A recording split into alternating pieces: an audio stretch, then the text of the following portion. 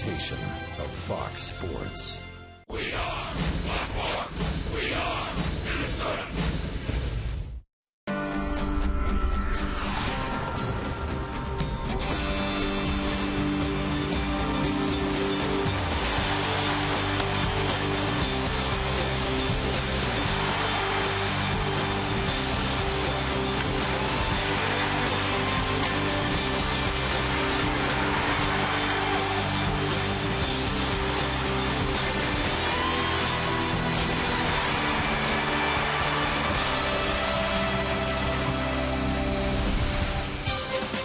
Glorious baseball weather continues for the final game of this four-game series between the Orioles and the Minnesota Twins, and we welcome you inside Target Field along with Hall of Famer Burt Blyleven.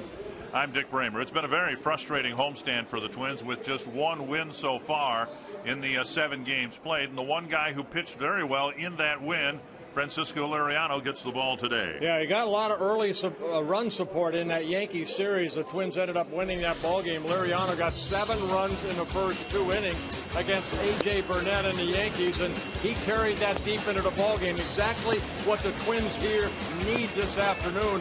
A starter to go deep into the game because of the lack of innings pitched by the starters over the last 4 or 5 games. Well, sadly, most of the homestand has been very difficult for Twins fans to watch, but we have seen in this series 2 of the more remarkable catches you'll ever see. Yeah, here on Monday night, late in the ball game against Vladimir Guerrero, Ben Revere went back and made an outstanding catch. One of the greatest catches you'll probably see if you follow the game of baseball.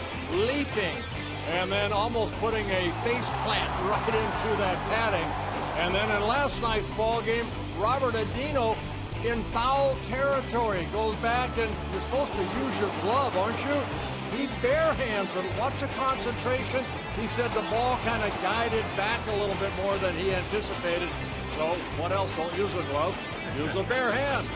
Well, it's been a season marked by injuries all year long for the Minnesota Twins. We'll update you on Michael Kadire, who we thought was going to be lost for a while, when we come back.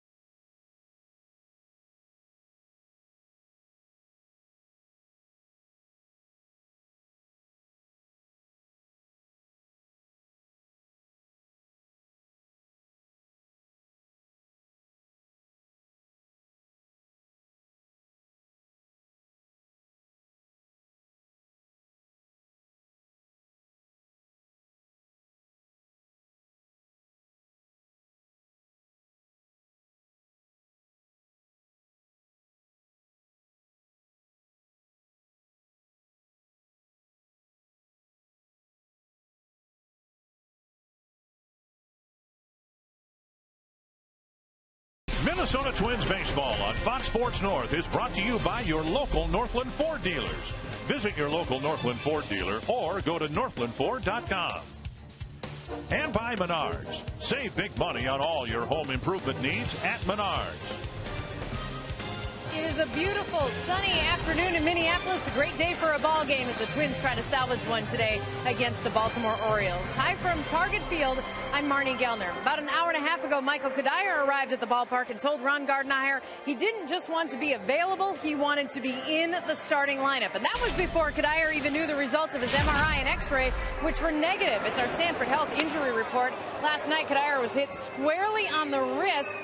He said he thought his wrist was broken. Gardy said he thought it was shattered, but Cuddyer took some swings and told Gardy he is good to go today. That's his MO. That's Michael. That's just the way he is. He comes every day. And no matter where I tell him he's going to play, he just grabs a different glove and goes about his business, whether he's tired or not tired or fouls one off his foot. And it just doesn't matter with him. He wants to be out on a baseball field.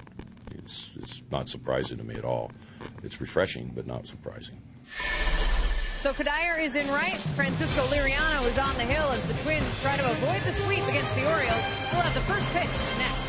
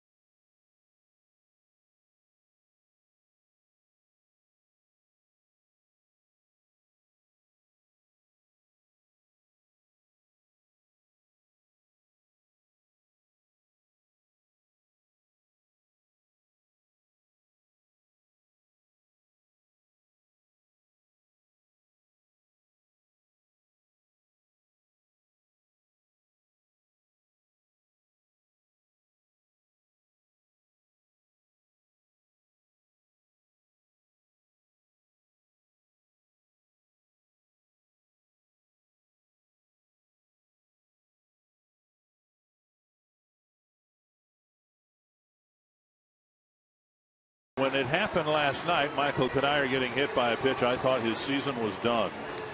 And yet here he is, a day game after a night game. He's in the starting lineup. He's a horse, I'll tell you. You know what? And Gardy's right. That guy comes to the ballpark every day to play. He wants to be out on the field, not sitting on the bench. And what did Gardy say? It was refreshing, suggesting that it would be nice for any manager to have more players like that. Yes, absolutely. Who are going to play regardless. The batting order for the Orioles in the series finale, and they have a chance to do something here today that they have never done, and that is sweep the Twins in a 4-game series in Minnesota. Brought to you by Menards. Robert Andino, J.J. Hardy having a great series and a great season. Then Markakis, Guerrero, Reynolds, Reimold, Adams, Tatum, and Engel. Well, scouting report on Francisco Liriano. Let's hope the Orioles do not sweep the Twins here. Liriano making his 24th start, his second against the Orioles. We mentioned in the open coming off a very solid start against the Yankees. Early run support, 7 runs in the first 2 innings on his side, so he took that into the 7th inning. He's threw only 3 hits allowed, and defeating the O's back in April. He won that ball game 5-3, making his 4th career start against the Baltimore Orioles. Northland Ford defense for the Twins, with Kubel, Revere, and Cuddyer in the outfield. Danny Valencia had a wisdom tooth pulled. He's not here. Luke Hughes is at third. Plouffe and Tolbert up the middle. And Justin Morneau at first, with Drew Butera behind the plate. Joe Mauer not playing today because of a sore neck. Well, I guess Danny Valencia's tooth was pretty bad to not get it done after the ball game here. But, you know, hopefully he is going to be okay. Liriano's numbers, making his 24th start. He has 1 complete game. Of course, that no-hitter against the Chicago White Sox earlier this year. He's kept a good job of keeping the ball in the ballpark. Only 14 home runs allowed in his first 23 starts. Looking for win number 10.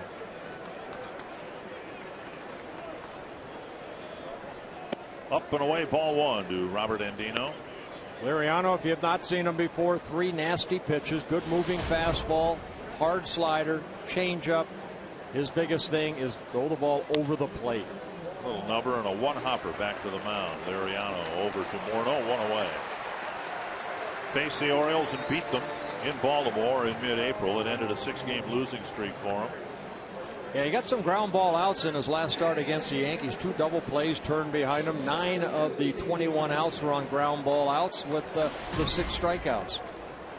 And that just says that that slider's down, the fastball's down. When his fastball is down, he will get ground ball outs. Good movement. Here's J.J. Hardy. Up and away, ball 1. Hardy's been tearing the cover off the ball in this series. Regularly hitting line drives to left field. One of them carried over the fence the other night. Well, again, you know, I like what he's done with his hands. I mean, dropped his hands. He just really looks comfortable at the plate. Got his hands away from his body, and he's just attacking the pitches. Liriano falls behind.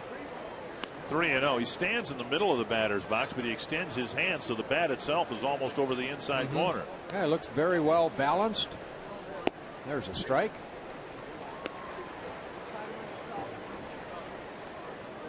Hardy going back to 2000, 2007, and 8 when he hit a combined 50 home runs in 2 years for the Brewers. And a walk puts Hardy aboard. Markakis coming to the plate. And this reminder, the Twins baseball is brought to you in Sony High Definition. Well, for Liriano, his 71st walk in 131 innings pitched. Again, that's been his forte really throughout his career.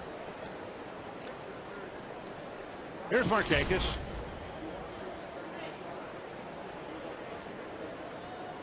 Markakis recovering from a slow start this year to put up representative numbers.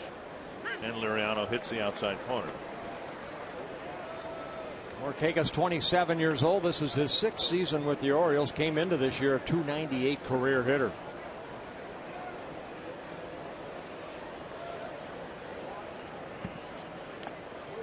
Two strikes.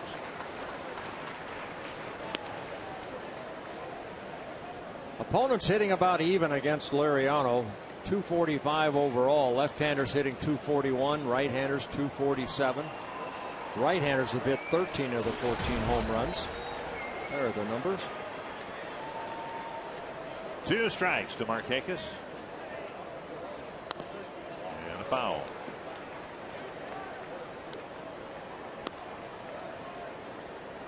What a beautiful day. Oh. The weather's been great throughout the homestand. The baseball has not been. Yeah, the Orioles today mourning the loss of Mike Flanagan. Lost his life last night. 1-2. Sad day in baseball when you lose a friend. Mike Flanagan, color analyst, general manager, pitching coach in the Oriole organization, former Cy Young Award winner. We've had too much grief this baseball season, partner. Yeah, we have. Swing and a miss. Markakis strikes out. Good slider. 2 down. He won the Cy Young Award in 1979. Helped get the Orioles to the World Series, where he lost to your Pittsburgh Pirates, but I got to know him pretty well when he was broadcasting games, which was his current role this year. He and Jim Palmer are switching games.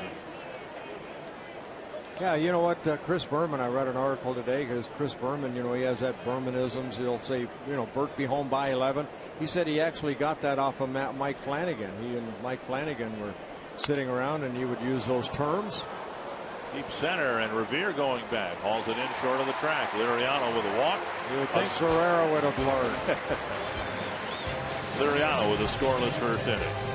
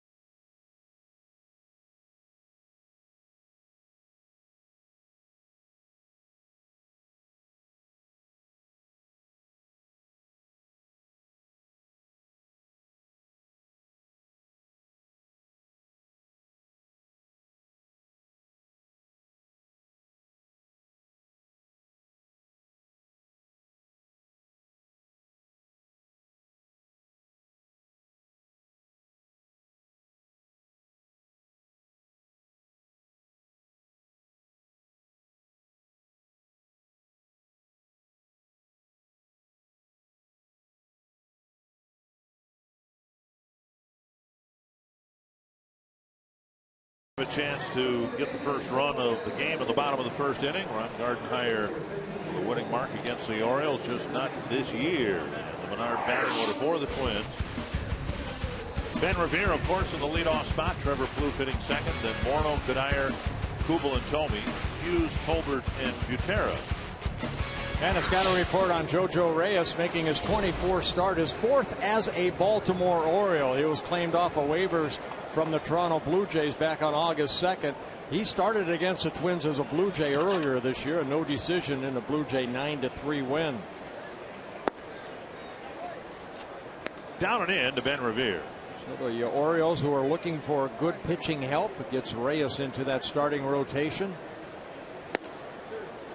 2-0. Reyes with a fastball, not overpowering, a curveball, slider, and a changeup. Strike. That fastball clocked here at 88. Reyes pitched against the Twins when he was still with Toronto earlier this year. Pitched okay. Inside 3-1.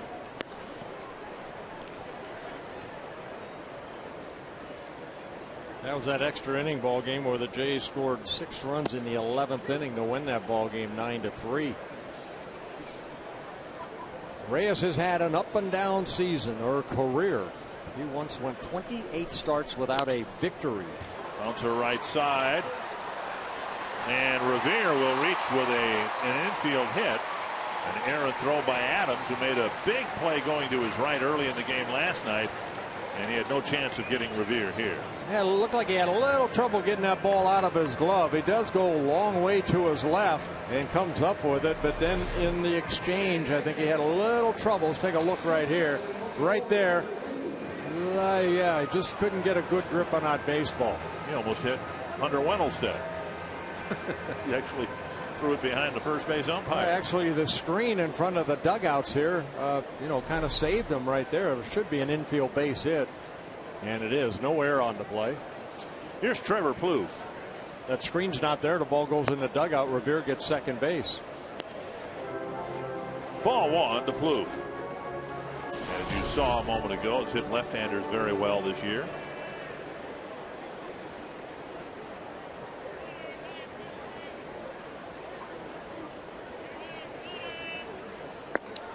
2-0. You saw Revere with a patient approach at the plate. He took 5 pitches and then got his infield hit, and now it's 2-0 to Plouffe.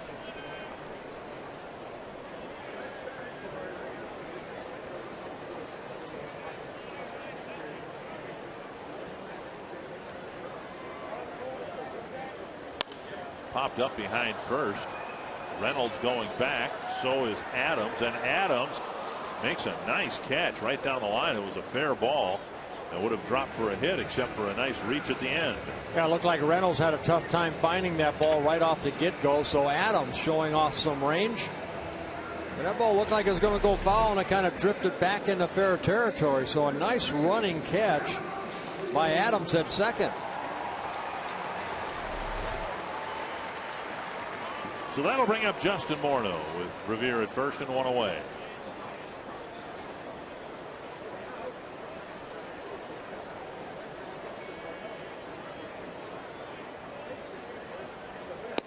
Strike 1. Morneau back in the lineup after missing some time because of his sore foot, taking a foul ball off the top of his right foot. He's had a tough time since rejoining the lineup off the disabled list, driving the ball like he normally does when all is well. There's a tapper right side, and Revere forced at second, and Morneau beats the relay. So Morneau reaches on a fielder's choice, and here's the Northland Ford defense for the Orioles. Nolan Reimold in left, Matt Angle in center, Nick Markakis in right. Dino and Hardy left side of the infield. Adams, Reynolds on the right side. Craig Tatum doing the catching. Here's Michael Cuddyer, and it really is remarkable. He took a ball flush against his left wrist last night, left the ball game, and it just had that awful sound to it, like something broke. They took x-rays last night, and the x-rays showed no break. He had an MRI this morning, which showed no break, but before they got the results of the MRI, he figuratively, of course, knocked down the manager's door and said, "I'm playing today. I'm starting." He's got that wrist taped up, and we showed him last night, coming back out to the dugout. He had that, I'm sure he had the ice and did all the treatment overnight. And here's what happened last night. Jeremy Guthrie with a pitch inside gets the left wrist of Michael Cuddyer. 1-1, and a bouncer to short, and that'll end the inning.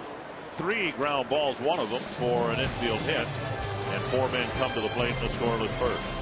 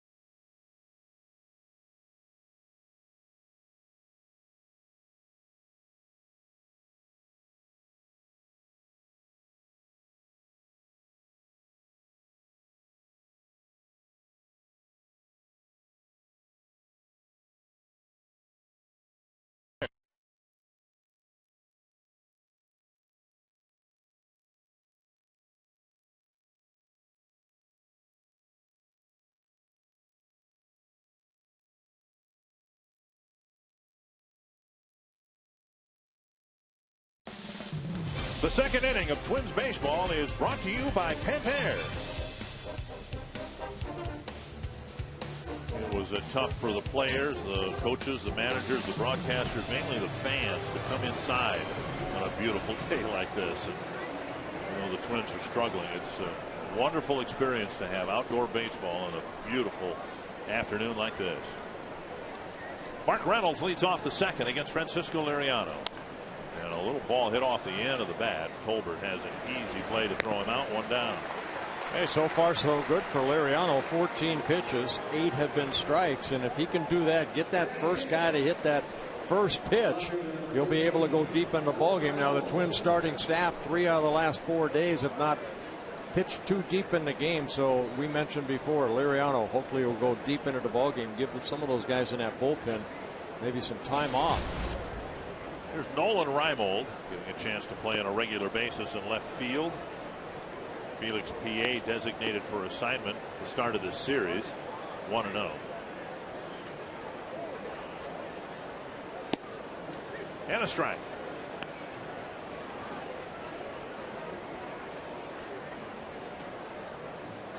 Orioles on their way to their 14th straight losing season.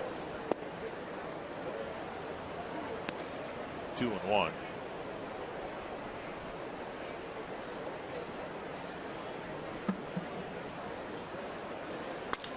And a base hit to left field. First Oriole hit with 1 out here in the second inning. Ryan Adams coming to the plate, but first on Fox Saturday Baseball, the Twins taking on the Tigers. Justin Verlander with a chance to pick up his 20th win of the season Sunday afternoon. The telecast of Fox Saturday Baseball beginning at 3 o'clock Central, only on Fox. Yeah, good pitching matchup. Verlander against Carl Pavano.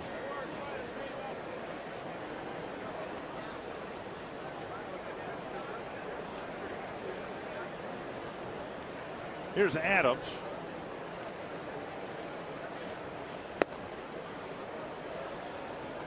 Ryan Adams getting a chance to get some at bats. Just getting called up for the second time.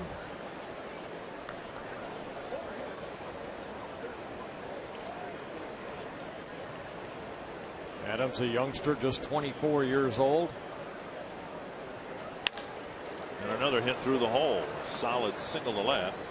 First and second, 1 down here in the second inning. Well, I think we've seen the Orioles. They beat the Twins the last 3 games. It's not the offense, it's the pitching. Surprisingly, the pitching has been good for the Orioles, but overall, that's why they're going to finish in dead last again, because of the starting pitching.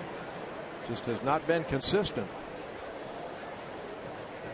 Orioles come in hitting .257, 6th best in the American League. They have 149 home runs compared to the 81 by the Twins.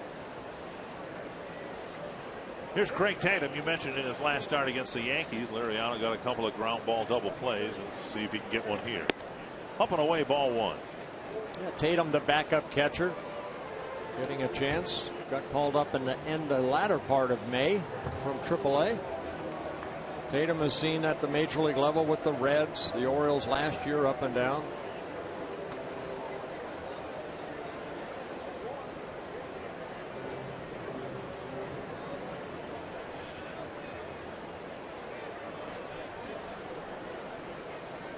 Matt Wieters is getting the day off, the everyday catcher for Buck Showalter. 1-0. And now 2-0. You know, for your entire playing career, the Orioles were kind of the gold standard. They had great teams, but they had a great farm system and a great organization. 2-0. Tatum lifts it foul. But now over this last stretch of now 14 seasons where they've had losing seasons, they've gotten away from the principles that brought them into the game's elite organizations. They're trying to get back to that a little bit, I guess, with Buck Showalter, the manager. Very organized manager. 2-1. You know, long before there was the Twins way, there was the Orioles way. There was a standard of play, intelligent play, and the Orioles have not seen that for a long time. Well, when you have guys like Brooks Robinson, Mark Belanger, Davey Johnson, Boo Powell, Paul Blair, Andy Etchebarren behind the plate, Elrod Hendricks. You know, they had a very, very solid ball club. They had a great organization. They had great pitching, too. And Liriano gets strike 2. You know, the Twins' way, a focus on pitching and defense, was the Orioles' way too. That's how they had Hall of Fame hitters, Frank Robinson, Brooks Robinson, some other names that you mentioned. But it was an emphasis on pitching and defense that got them into the playoffs, it seemed, every year. 3-2. Runners go, and the trail runner got a late start. Adams did not get a real good read. The runner at second, Reimold, got a real good jump. Well, and that's the hard part, you know, as if you're the trail runner like Adams, you cannot really leave until you make sure that Reimold takes off. So you'll see Butera maybe throw to second base if there's a swing and a miss. See, Adams has to wait back and make sure that Reimold takes off. So now 3-2, 1 out. And the runners go, and the pitch bounced foul between Willie Randolph and the line. That's why a lot of times in this situation with the runners going like they are, the catcher, instead of throwing to third, they'll throw to second because of that little bit of hesitation of what Adams has to do. He has to wait.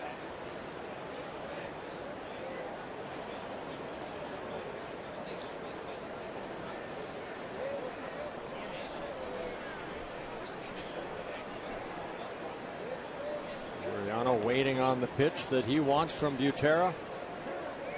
Runners go again, and it's ball 4. So now a pair of hits.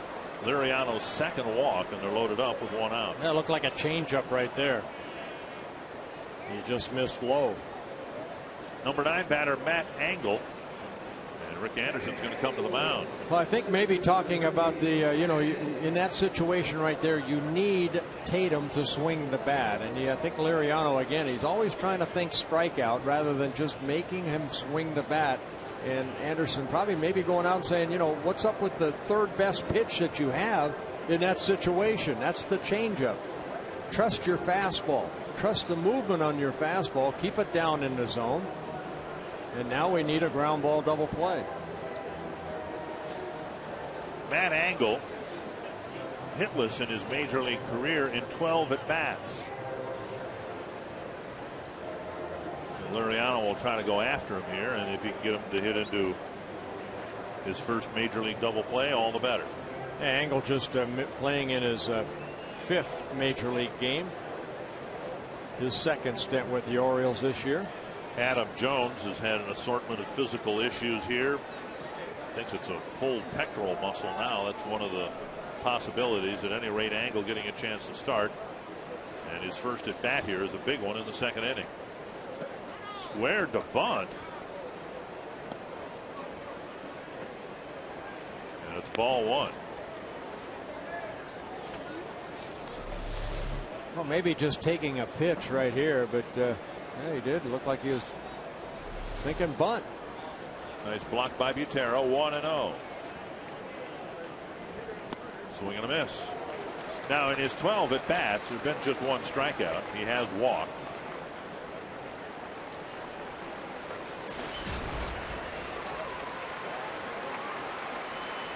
So lefty against lefty, and Liriano would love to get a strikeout here. That's off his foot. And now 1-2. And when Liriano really wants to strike somebody out, it's usually with the slider. He threw a couple of them with 2 strikes to Tatum, and Tatum fouled them off. Yeah, minor league numbers for Engel basically say he's a line drive singles type hitter. Not much power in the minor leagues. There's a strikeout, 2 away. And a big strikeout at that. Second strikeout for Liriano. And now he'll try to go after Andino. Let's take a look at the pitch right here. Down in the zone. Didn't really look like a slider, maybe a changeup. And Engel, a big strikeout victim.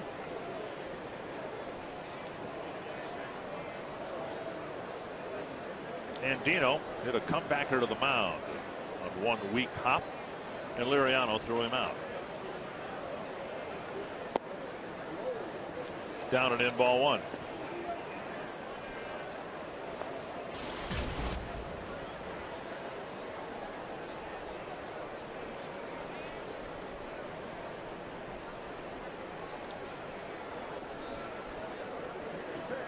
There's a strike. Breaking ball.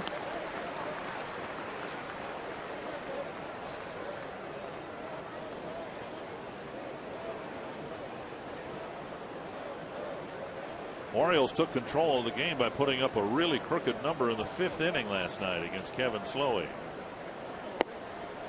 And Liriano trying to keep the Orioles from scoring at all here. He's ahead of Andino 1-2. Yeah, good fastball right there after the slider. Went to the fastball away, and Andino swung through it. Reimold's at third. Adams is at second. Tatum at first. 2 outs and 2 strikes and a ball to Andino.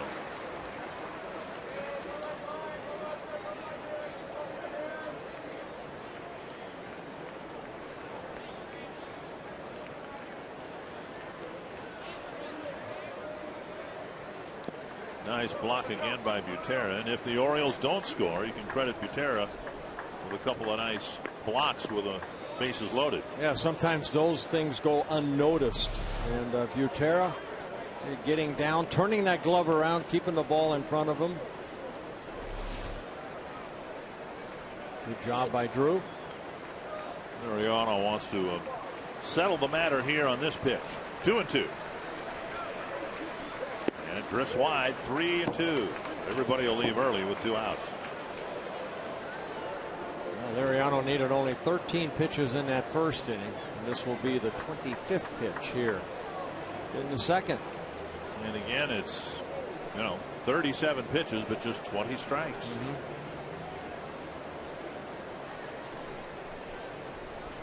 Through his outing last night, that all kind of fell apart in the 5th inning. Kevin Slowey, he threw his first 40 pitches, 30 of them were strikes. So Liriano needs to throw one here to leave the bases full.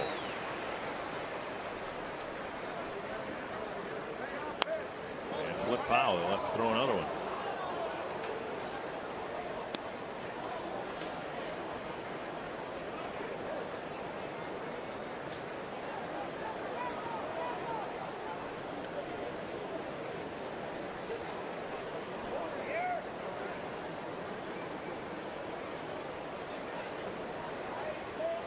Another 3-2 to Robert Andino. And he walked him. A bases loaded walk, and the Orioles lead 1-0. Third walk of the ball game for Liriano in his last start against the Yankees. He walked 3, but in 7 innings. An unearned run off of Liriano. We've told you in his last couple of starts all season long, and this is the season in deep August, his strike percentage is only 57%.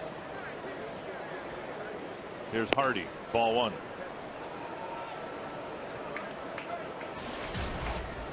Well, Liriano, of course, has a tendency to open up very quickly, and then that release point, he loses it so many times. There's just no consistency in where that ball comes out of his hand and where his shoulder is.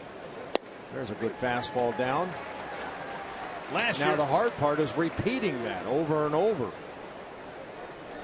Last year he pitched 191 2/3 innings and only walked 58 men, which is outstanding. 1-1. Bouncer to short. Plouffe goes the short way, and that ends the inning. A bases loaded walk gives the Orioles the first run of the game.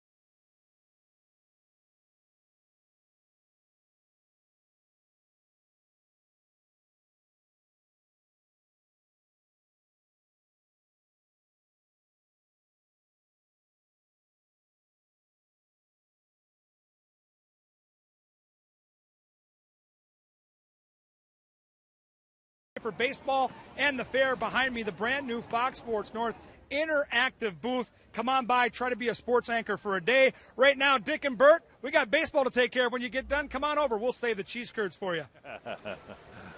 You got it, Kev. What a beautiful day, and a great day to go to the fair. Great day to come to the ballpark. And boy, the litany of illness and injuries continue for the Twins. It looks like Francisco Liriano might be done for the day. Alex Burnett is starting to warm up. He came off the field and went to the trainers. Jason Kubel will lead off the second inning. Swing and a miss. 0-2. The Alger on the phone.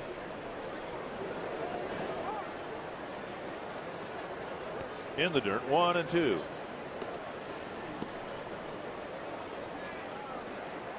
And again, the durability or lack of it on this Twins roster is just really remarkable.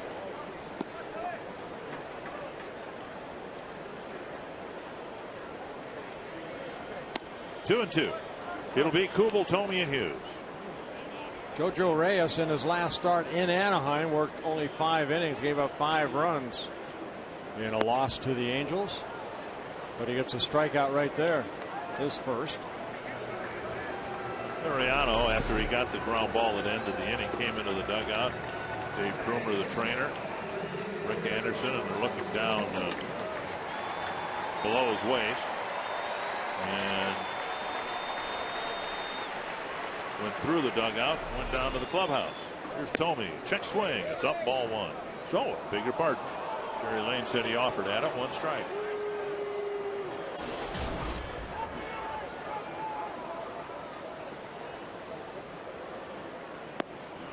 One and one.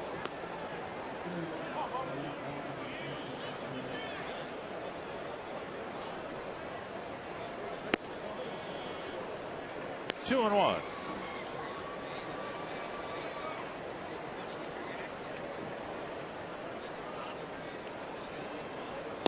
And a strike to even the count. Now, Reyes has allowed 19 home runs in 127 innings pitched. Slider missing low. Jim was called out a couple of times on 3-2 pitches last night.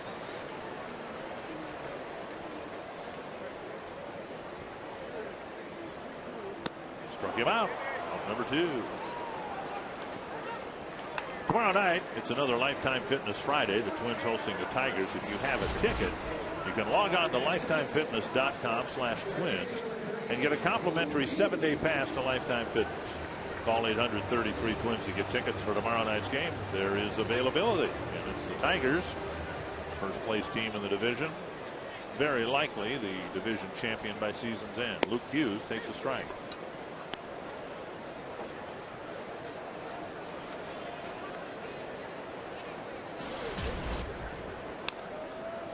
And now a tapper foul, 0-2.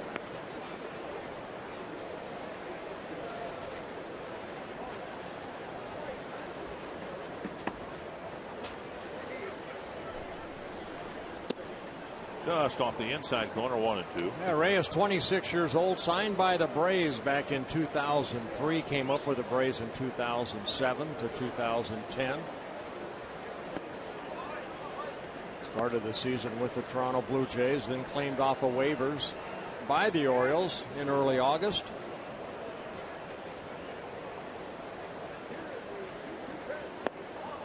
And now a full count to Hughes. He's gone through the Tommy John surgery, also had knee surgery.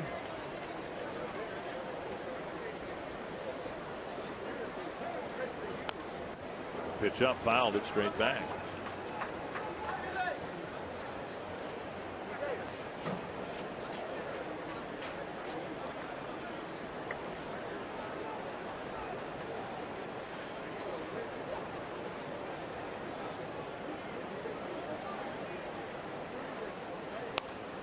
Spun back over the net, out of play. Valencia having a wisdom tooth pulled, and so Hughes getting a chance to play at third base. Tolbert's at second. The bench players at the start of play, Mauer, Tassoni, and Nishioka. And Hughes works a walk. And then we'll get Tolbert to the plate. Mauer not in the lineup with a sore neck.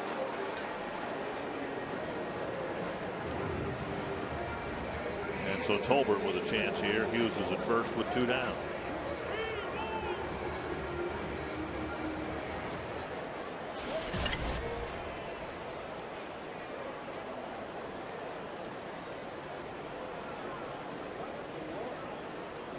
Strike on the outside corner. Tolbert, a switch hitter, hitting .245 from the right side of the plate. 9 doubles, a couple triples for Matt.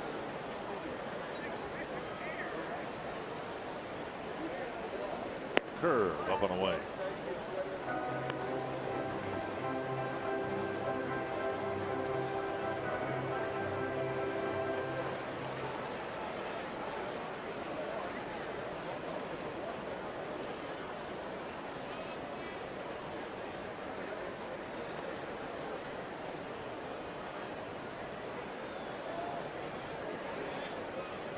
Reyes, as you said, set a major league record by going 28 starts without a win. Do you have any idea how long he's going to have to pitch if he's going to get 287 wins? Like you. Until he's 98. He finally won a ball game the end of May against the Indians. He got some early run support and beat the Indians 11-1, finally ending that streak of 28 starts without a win. The pop-up and foul ground. Reynolds chasing it, and he can't get there, and so Tolbert has another swing left.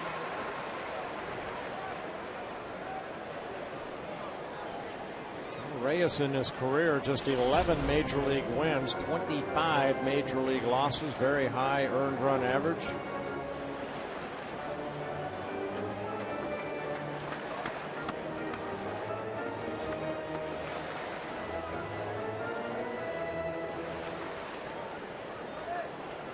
Two and two to Matt Tolbert. And Reyes with his 3rd straight full count.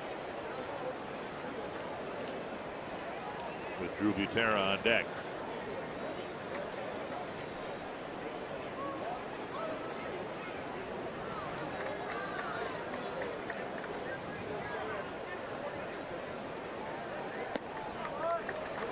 And so Reyes, who was given a 1-0 lead because of Liriano's wildness, now with 2 outs walks Hughes and Tolbert.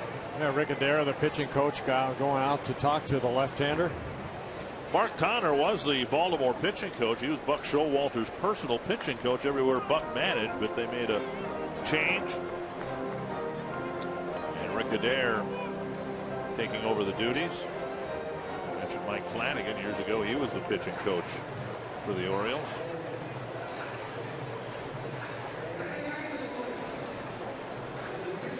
So Butera, with Hughes at second and Tolbert at first, will try to get the game tied up.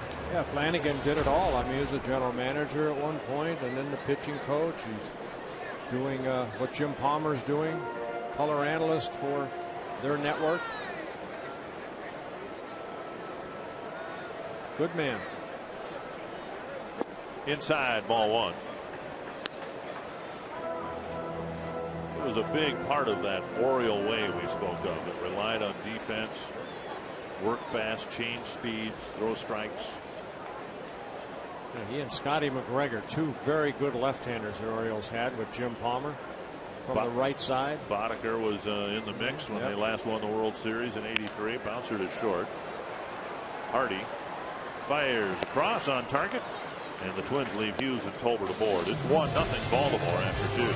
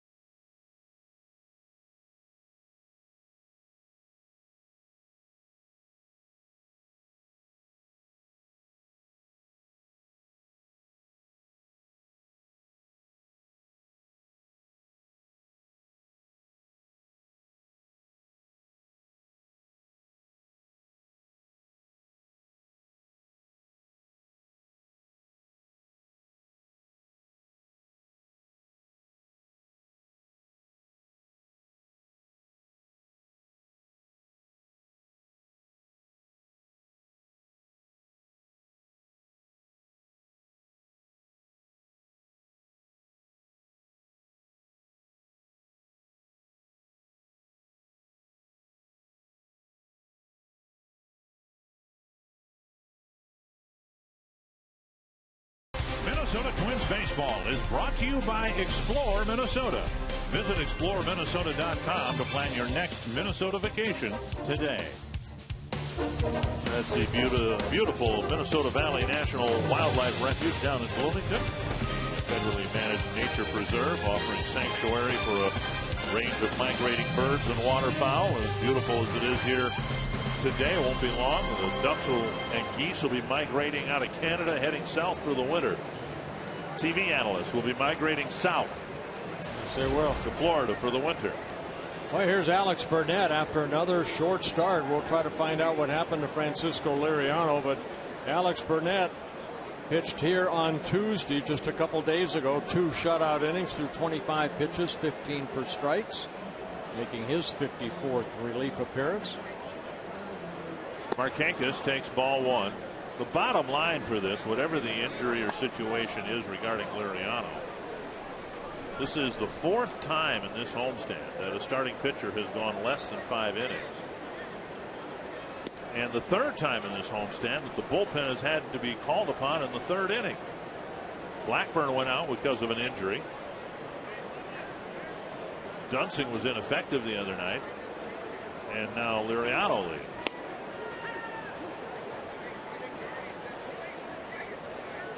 Yeah, they have it right now. The Twins have it backwards. It's the starters that are supposed to go deeper and longer into a ball game than the relievers. 2-1 to Markakis, fouled back. Hopefully Liriano's okay. That's the main thing. I fully expect at some point later in our broadcast we'll talk about what a great job Alex Burnett did coming out of the bullpen and pitching 2-3 innings, keeping the Twins in the game. But that's been a far too often occurrence. Keeping in mind that Anthony Swarzak, the guy who'd normally be used in this role, is now a starter. Ron Coomer, you notice anything as Liriano was out on the mound or came off the mound? I watched him throw a couple pitches and it looked like he flinched a little bit when he came in, and this is surely speculation, which we shouldn't do, but I got a feeling it's something with his arm and shoulder was what they were talking about, or it seemed like they were talking about. Hopefully it's not. Hopefully it's something different. But yeah, it's just, you could tell his last few pitches from down here, he was definitely not comfortable throwing the baseball. Well, we'll get the official word shortly, I would imagine, as to why he left the ball game after 2 innings. 2-0.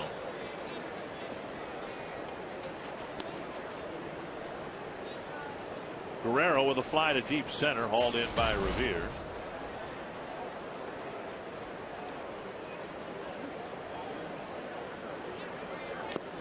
Swing and a foul. Good sinker down and in to Vladimir Guerrero. Guerrero in his 16th major league season, over 2,500 hits, 446 career home runs. He's only 36 years old. I mean, he can play another 4 or 5 years if he keeps himself in pretty good shape. I know he's had a lot of ailments, but this guy's got a chance to get 3,000 hits. No batting gloves. A little bit of tape to cover up the blisters from all the batting practice. He was the American League MVP when he was with the Angels back in 2004. Little dribbler to the right side. Easy play for Tolbert. 2 down. And that gets us to Mark Reynolds. Follow the Twins with MLB.com at BAT 11 for your iPhone, iPad, Android, or BlackBerry. You can get the score, stats, highlights, live audio, and more. Text at BAT to 31826 or visit twinsbaseball.com for details. Here's Reynolds.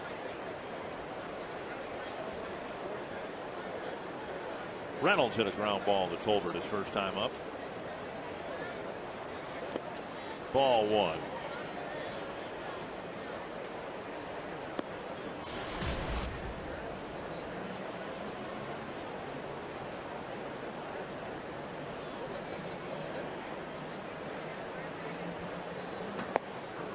Two 4-game series to begin this 11-game homestand, and so far the bullpen has pitched more than the starters have.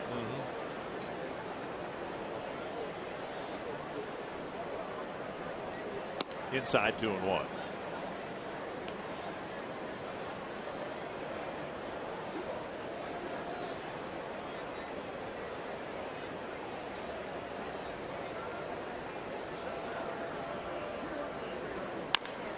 Chopper to third. Hughes charges, flips on the run. Good inning for Alex Burnett. A 1-2-3 third on just a handful of pitches.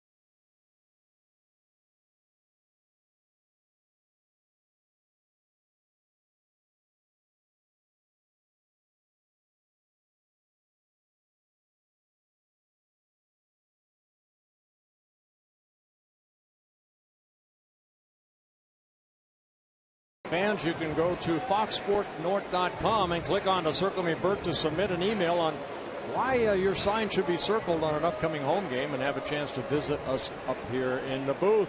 We'll reveal 2 sections the morning before each game. One will be listed on foxsportnorth.com and the other on KFAN.com. Ben Revere got an infield hit in the first inning.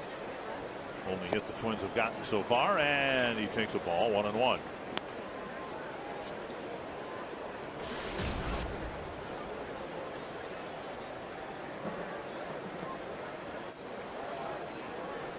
Revere will be in the lineup, it looks like, just about every day from here on out.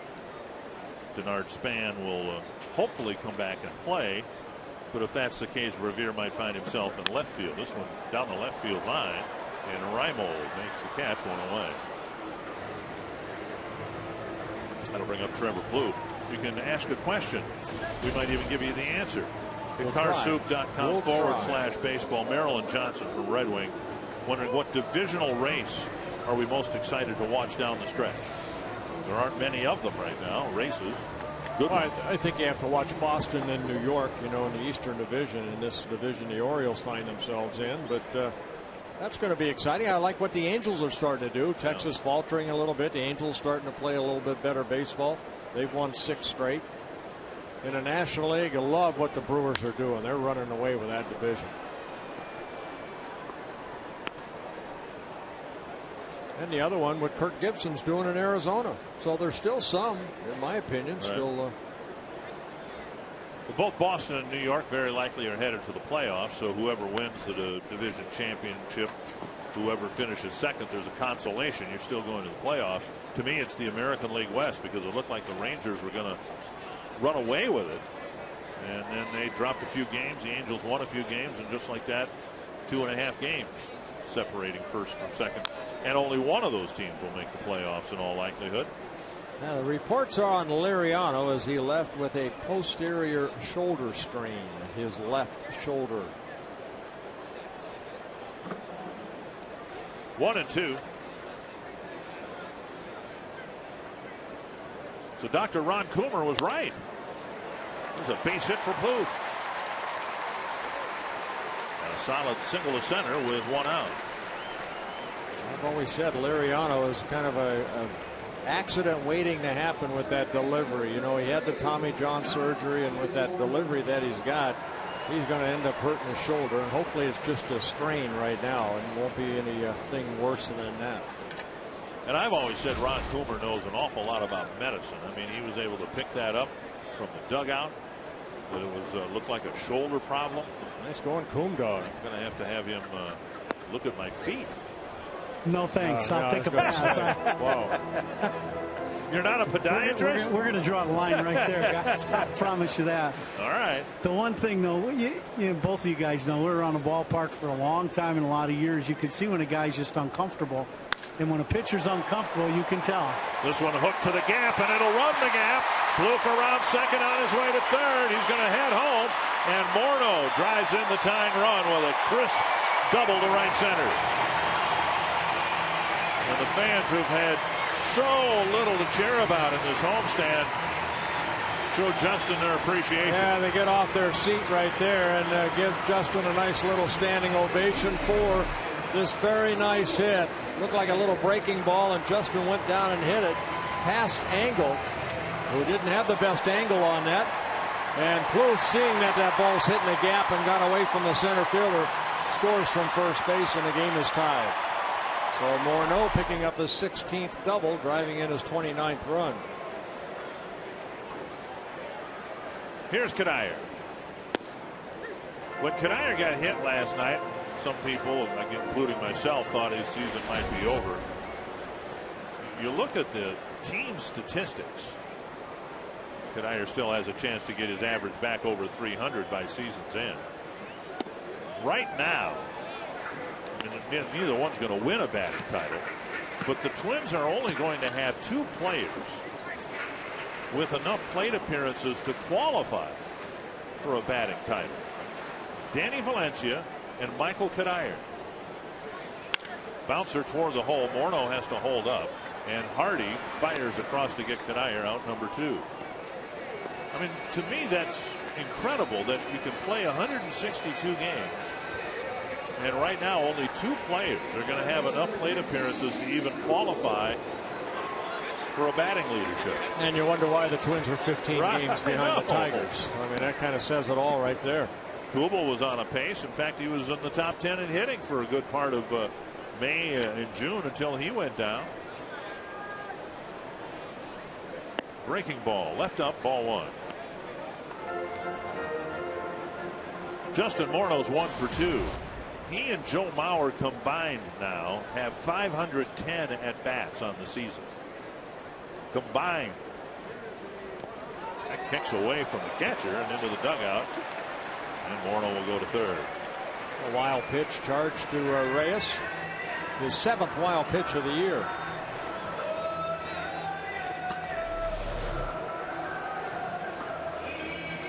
Ooh. Now Tatum trying to backhand that too. He's got to try to get in front of that ball as hard as it looks like it could be to do that. 2-0 to Kubel. In the dirt. And Tatum fishes that out of the dirt. Plus, not only the 510 at bats, it's what, 5 home runs? 5 home runs and 54 runs batted in now from those two guys.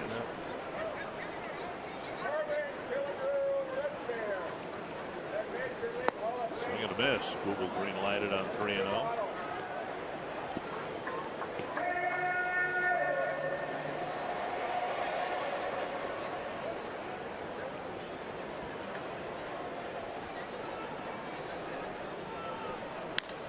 Tapper to the right side should end the inning. And it does. But Morneau with a double to tie the game. It's 1 apiece after 3.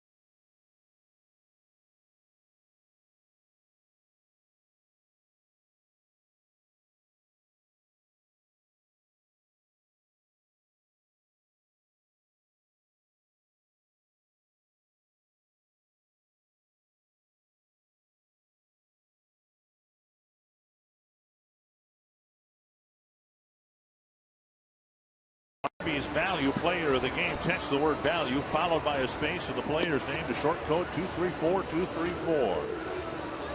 Justin Morneau's RBI double has put him in front. Now the Twins have gotten 1 inning in relief out of Alex Burnett, but they've had to bring into the game tomorrow's scheduled starter Anthony Swarzak. Yeah, Swarzak making an appearance here. He last worked on Sunday in the Twins 3-0 loss to the Yankees. Worked 2 2/3 innings, 32 pitches, 19 for strikes. Now 5 of the 20 games have been starts for Swarzak, and he was, I'm sure, looking forward to tomorrow's start, but because of Liriano's sore shoulder, he's asked to hopefully go 3 or 4, maybe further into the ball game here. Nolan Reimold singled against Liriano, scored the lone run when he was walked, or when he scored on a bases loaded walk. Down low, ball 1. So there's an opening tomorrow for a starting pitcher.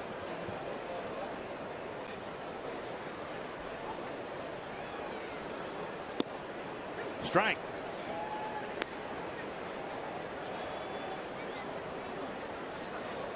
I think Swarzak this year, if anything, he's gotten a lot of merit points out of Rick Anderson and Ron Gardenhire for his willingness to be available at any time and really do anything. Apart from that, he comes in with a really good ERA, as you saw, 3.12. A really good opponent batting average of 235. That's to center. And Revere makes a running catch. That ball almost sailed over his head. 1 away. AT&T trivia. We just absolutely nailed the trivia, as I recall, pretty much all season long.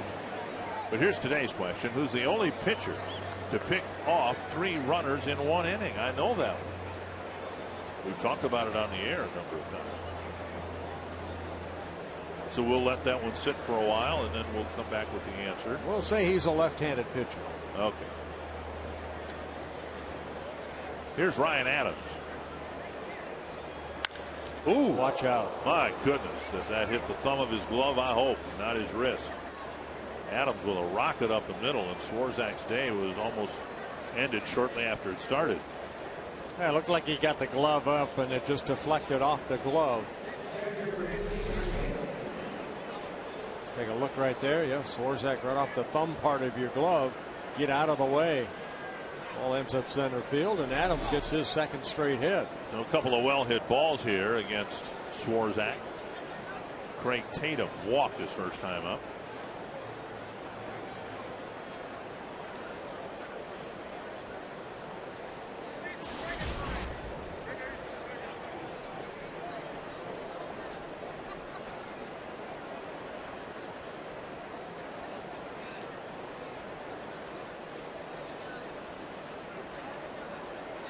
Throw to first. We're talking about the Twins having this year just 2 players who might have enough at bats to even qualify for being listed in the batting list. It might come down to the fact that they'll only have 1 pitcher who could qualify on the ERA listing. You have to have 162 innings pitched. Pavano's the only one who's there now with 174. Liriano checks out today with 132. Dunsing 146. Blackburn on the disabled list with 148. And Baker with 131. Inside, 2-0.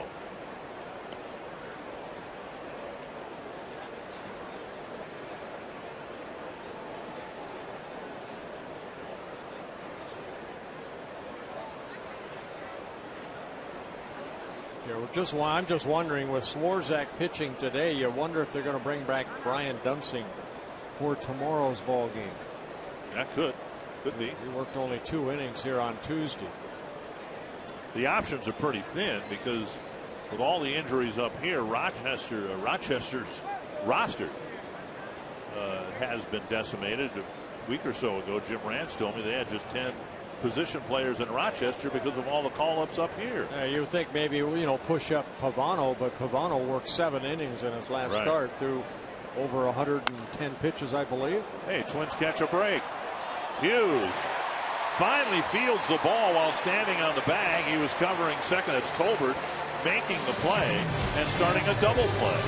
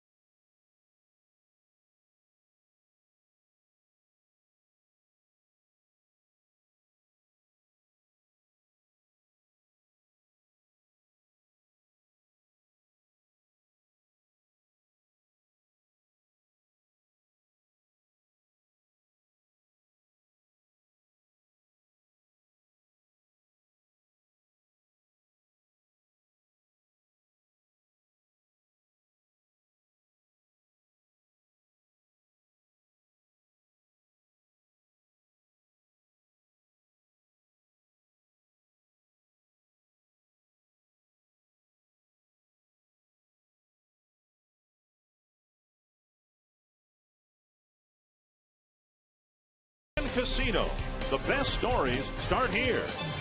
By AT&T. And by Miller High Life. Miller High Life is proud to sponsor Operation Home Base. Give a veteran a piece of the High Life.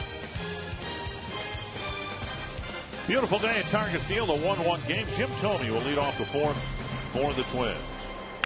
He drives one to left, and that is going to be caught by Reimold.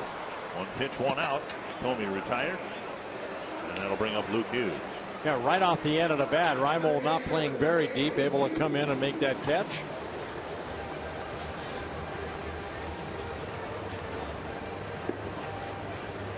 That'll bring up Hughes, who walked in the second inning.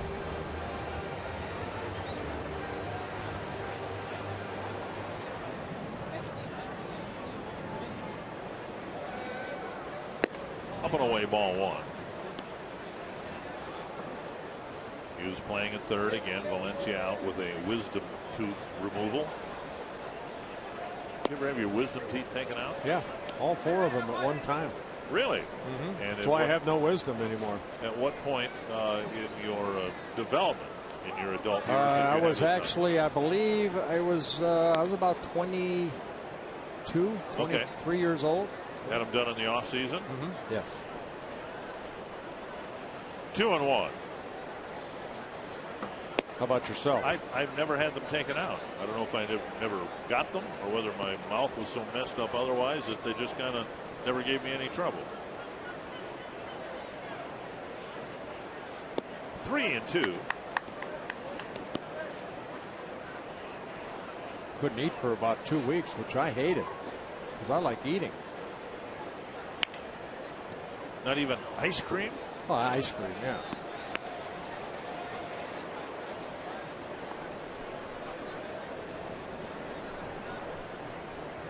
You ever had a root canal? Yes. Yes. Those are fun. Wasn't pleasant, but it wasn't nearly as bad as I thought it was going to be. Yeah. And Hughes draws his second walk. And a third for Reyes. Of course, I had enough Novocaine in me to last a week. Every Friday, you have a chance to win a trip for 2 to Fort Myers, Florida. Stop by a participating Arby's. Pick up your Good Mood Food code. Then log on to foxsportsnorth.com. Click on the Fan Zone tab to enter. And while you're there, enter to see if you can go see the Lynx Battle the Liberty at Target Center. You got to be 18 or older to enter. You don't just give this stuff away to everybody. Here's Tolbert. Drew a walk against Reyes. And strike one.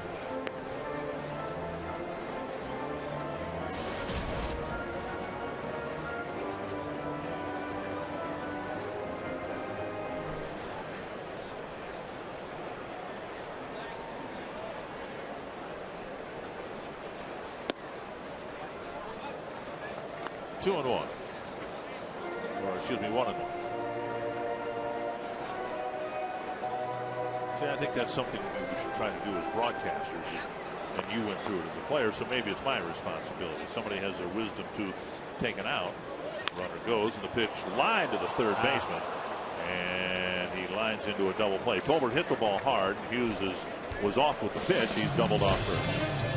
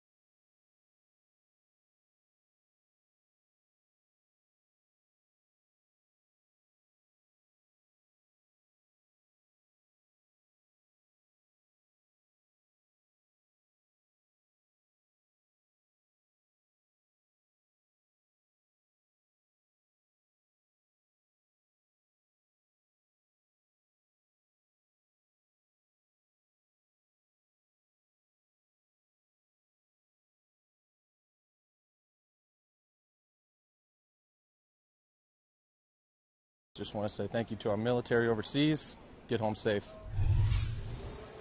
And tune in to Fox Sports North Sunday for Operation Home Base, presented by Miller High Life. We'll be broadcasting live from the Minnesota State Fair. You can join us and members of the 147th Attack Battalion at the Minnesota National Guard booth, located on the west side of the 4-H building. One apiece. Anthony Swarzak starting his second inning of work. Matt Engel 0 for 13 as a big leaguer. That one back to the screen, 1 strike. Well, remember, he showed kind of like he was going to bunt with bases loaded in his first at bat with 1 out. In the second inning, he ended up striking out, 1 of 2 strikeouts that Liriano had. 1-1. Francisco Liriano again left the ball game after 2 innings with some soreness in that left shoulder. And Engel does bunt. Swarzak bare hand and bobbles it, and it'll be a base hit. So his first major league hit. Well, that's something to put on your mantle right there. Well, you go for 13. You try whatever you can to get on base. We'll see if they take the ball out of play. Let's go. Give it to him. Put that on your mantle. What'd you do for your major? I bunted. At least I got a base hit up the middle. Okay, well, he's aboard with a bunt single. And here's Robert Andino. He squares the bunt. Did they throw the ball out? I don't believe they did. That's not right. I mean, he should get his first major league ball as far as the hit. Now, if you were his teammate and you got a hold of the baseball, what would you write on the baseball? He couldn't send it to his mother. I believe they did throw it out. Okay. 1-1 to Andino. Well, congratulations on Matt Engel. Another punch and Judy. Matt Engel, not to be confused with Matt Gangle, who is here. Yeah, is our here. He does our directing for most of our telecasts. Matt would have swung away. Matt Gangle would have swung away. Yes, he would have. He probably would have been 0 for 47, but he would have kept on swinging. 1-2 to Andino.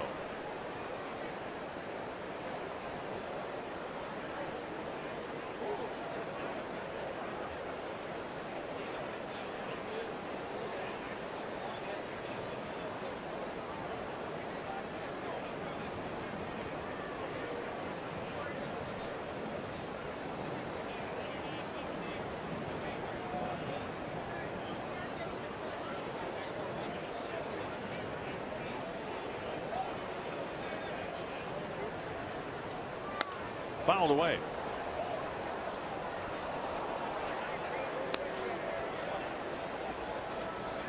Andino drew the bases loaded walk in the second to account for the Baltimore run.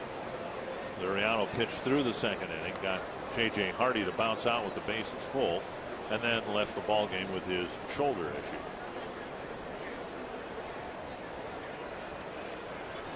Fouled away. Just looking at Engel's minor league numbers, he does have a lot of stolen bases at the minor league level. 4 seasons, he stole 142 bases. So the Twins will keep an eye on this young man.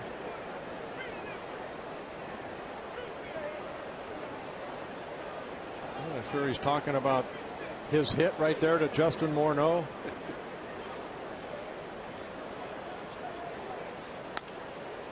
Morneau cracked a double. The ball came back to the infield lopsided. And Engel drops down a bunt.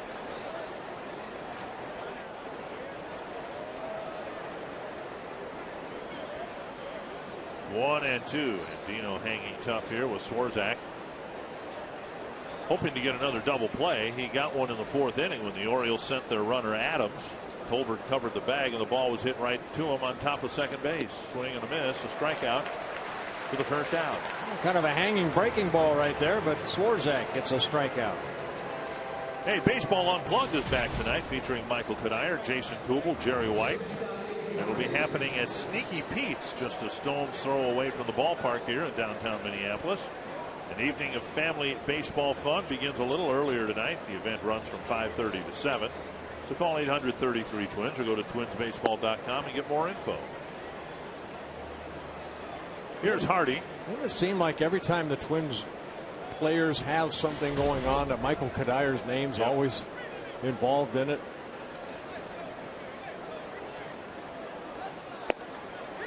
And a strike. You know, that's why I think in the minds of a lot of Twins fans, the hope is that Michael will re-sign with the Twins and finish his career with this team because he's meant so much. And today's example is a perfect example. It's one thing if you're in a pennant race and every game is critical, but unfortunately for the Twins, that's not the case. Michael showed up at the ballpark today insisting on playing. And you can't get hit where he got hit last night without there being significant pain on the wrist. Yep, you're right. I mean, you know, the guy's a gamer. He wants to play every day. He didn't want to sit on the bench. 28 years of doing this, and he's one of my favorite guys just because of how he's approached the game and everything associated with it. Right, and everything that he and his wife Claudia have given back to the community. Knowing full well that it's entirely possible that at some point he's going to take my job. All right, I have that to look forward to. Obviously, he's dabbled in some broadcasting and would be a natural at it. Maybe he's after your job. Maybe he'll take mine. Might be sooner than he thinks. 2-2.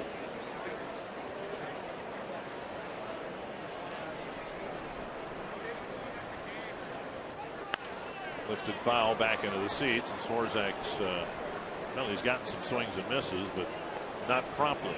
Pitch count running up a little bit. He's supposed to be the starter tomorrow, and obviously that's not going to happen. We'll find out, I'm sure, from Ron Gardenhire after the game on our postgame show what the Twins' starting pitching plans are for tomorrow in the opener against Detroit.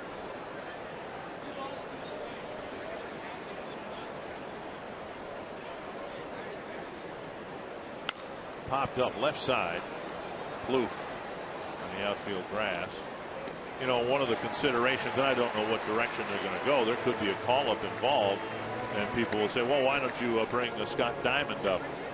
Well, it depends on where he is in the rotation in Rochester, or any of the, if Kyle Gibson were pitching. You know, you just don't go get somebody. You have to bring someone up who can pitch without disrupting their own individual cycle. Mm-hmm. 2 down. Here's Markakis.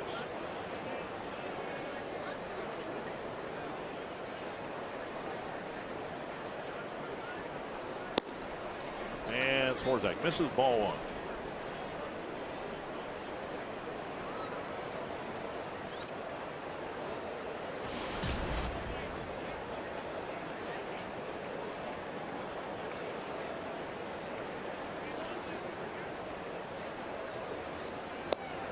And a strike. A good changeup right there by Swarzak. Detroit wrapping up its series with the Rays. They've got a 2-0 lead in the 5th inning. After that game, they'll fly up here for their final series in Minnesota.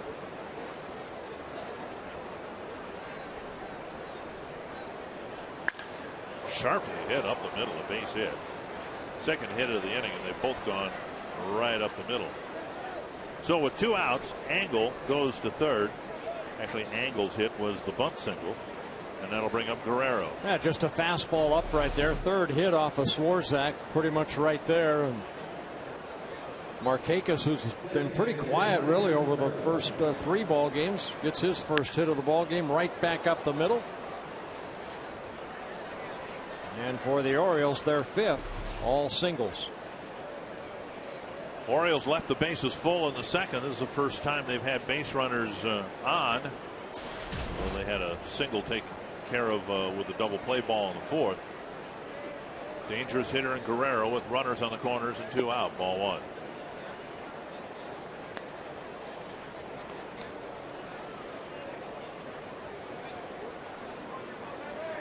Guerrero with a fly to center and a ground ball to second.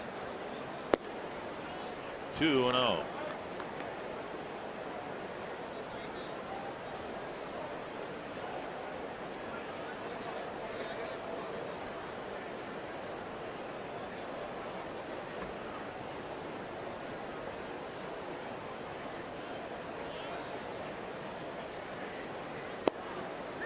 Flips the corner, 2-1. Yeah, an off-speed pitch.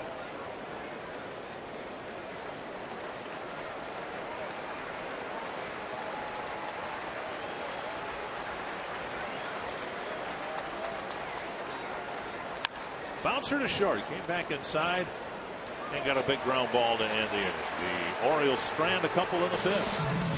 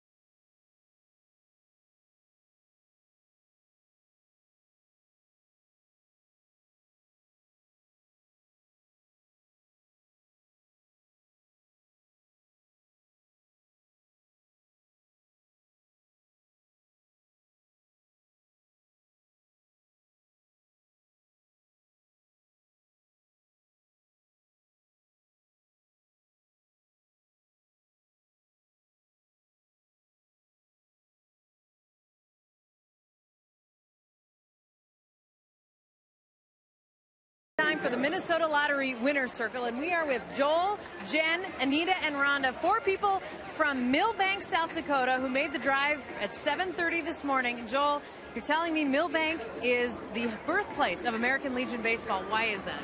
Well, on July 17th, 1925, the motion was made at a convention in Millbank to create American Legion Baseball. And now look at the tradition we have. Yeah, all thanks to Millbank. And there was even a champ from Minnesota this year. Well, how about a circle from Bert and $100 worth of scratch-off lottery tickets? That will work. That will work. Hello, Millbank, South Dakota, Dick and Bert. Well, thank you very much. I go through Millbank every year on my South Dakota pheasant hunting trips, or have gone through there. 1-1. And Butera rolls one up the middle. Backhanded. And a good play by the second baseman, Ryan Adams, to retire Drew Butera one away. Yeah, we've seen Adams' range here so far. I mean, again, just playing not too many Major League Baseball games, but Orioles high on this young man. Goes up the middle and on the run. Look at who do that the best is the guy who went into the Hall of Fame with Roberto Alomar. Right. Make that play with the best of them. So Adams getting an extended look at second base, and now Ben Revere bunts it up the line. That stays fair. And throw going right over the left shoulder of Revere. And he's retired quickly. 2 down. Yeah, Reynolds kind of looking at Tatum saying, take a little off, would you? But Revere trying to take that ball with him, and Tatum comes out, and, of course, on the inside part of the infield. Watch Reynolds' reaction right there. Wow, that'll break in your first baseman's glove in a hurry. 2 down. Here's Trevor Plouffe. Single and a run scored in 2 trips. Ball 1.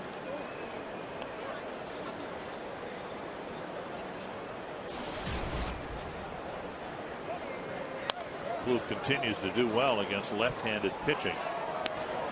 And that's something that will hold him in good stead as he looks forward to a role with the 2012 team.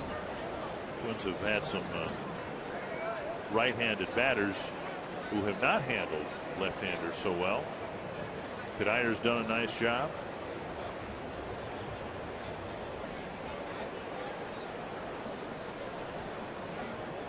Valencia hitting over 300 against lefties.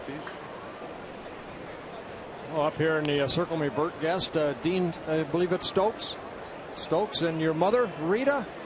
You know, you had 9 boys, I understand. So congratulations, and you still look great.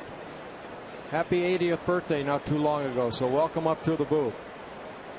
Up high to Plouffe, and it's 2-2. Can you imagine 9 boys? It's a baseball team. Yes, it is. Second hit for Plouffe, and this will go for extra bases. A 2-out double, and he's in scoring position for Morneau. You know, one thing we've seen Trevor Plouffe, he wants to, be part of maybe next year's, ball club, and you take advantage of these situations. A breaking ball left up right over the head of Andino. And Ron Coomer, you're fighting for a job for next year, and Plouffe's doing a pretty good job of that. He really is. And Dick, to your point, Gardy's going to really appreciate knowing he's got a guy that's going to hit left-handed pitching. To me, mechanically, Plouffe, he really drives down through the baseball against left-handers, especially when they come in on him. He has a great swing. If he can keep that same stroke against right-handers, he's going to be very successful. But he's been impressive swinging the bat since he's come back out. 1-0 to Morneau, who drove in the first Twins run with a double. And he takes outside 2-0. Hey, Ron, would you say that Plouffe going down, of course, that first time around, he had a little trouble at shortstop. They sent him back down to the minor leagues, said, hey, we want you to play different positions. Forget about, what happened up there and just go down and relax. He hit well down there, hit 15 home runs down at the AAA level. Now coming back up again, giving his shortstop job again and doing a pretty good job. You think that helped a lot? I definitely do. He went down. He had some success swinging the bat. I think he accepted his role that he may be one of those guys that, could be the super sub. Morneau hooks it foul, again getting the barrel of the bat on it. As I was saying, he could be like that super sub or play every day, but play a different position. There have been a lot of guys that have made a big impact on teams that have done that, like Michael Kadir. Right. Good example. I think when you look at our ball club and the abilities that he has, if he can just make the routine play like the guy standing right behind him, J.J. Hardy, he has a great chance of being a shortstop here. And as we've detailed over the last couple of games, so much depends on the throwing, the accuracy of his arm and getting throws over to first base. Well, if you watch J.J. Hardy, I mean, he's kind of doing what he does, what they want Plouffe to do, straight over the top. Every ground ball that J.J. Hardy has received so far in this series, he's not slinging it from the side. He's straight over the top. And see these two guys talking right here. To me, the big key with both of them, the one thing Hardy does, he has a great base, so his feet get really wide when he's about to field the baseball. His body's under control. And then what happens, you go heel to heel, and then you get good separation between your feet again. And now you've got a good foundation to throw, along with keeping your momentum going towards first base. And so far today, just standing down here, I've watched Trevor throwing the ball in between innings, even to first base. He's working at it every inning, not just occasionally, but in between innings. Instead of just flipping the ball to first base, he's got his feet moving and he's making throws to first base. So to me, it's in his mind that he's got to work at it. He is working at it. That's a great thing when you see a young guy working at his skill, no matter what he's doing. Yep, and it never stops. 3-2. No matter how many years you have in it. Full count to Morneau, and he takes ball 4, and that'll put 2 men aboard for Michael Kadir. Yeah, the 4th walk for Reyes in the ball game. Kadir with a pair of ground balls to short. Well, it's kind of like Ben Revere. We showed, I think it was yesterday, day before, with Ron Gardenhire trying to shorten Ben Revere's throw toward his release point, how quick he gets rid of that ball. And that's something that the Revere works on a daily basis also. That's exactly right. And the other thing with Ben is when he first came here, his footwork was out of his feet were out of position a little bit, and then his arm was unable to really, he's unable to get anything behind his throw. And you see Jerry and Gardy working at that every day. Toward the hole. Hardy with a great stop. He'll have no play, but he kept the ball in the infield and kept Plouffe from scoring. Yeah, definitely saved the run right there with 2 outs. Plouffe off with a crack of the bat. J.J. Hardy showing some range and diving into, you see where he's at. He dives, gets that ball, knocks it down. J.J. Hardy is held up by Steve Little at third base. Rick Adair to the mound. Kubel will hit with the bases loaded. Window Concepts, window of opportunity. We've showed you over the years how well Jason does with the bases loaded. And here's his number this year in day games. Picking up the RBIs. That's what the Twins want right here. Get a base hit. Jason Kubel put the Twins ahead. Kubel on the season, just 9 home runs. Made the transition this year to be more of a gap-to-gap hitter instead of trying to pull the ball like he did last year. And you see the great numbers with bases loaded. Hitting .417. Strike on the inside corner. Kubel has struck out and hit a little ground ball to second. Checks his swing, and it's 1-1. Well, 90 pitches for JoJo Reyes.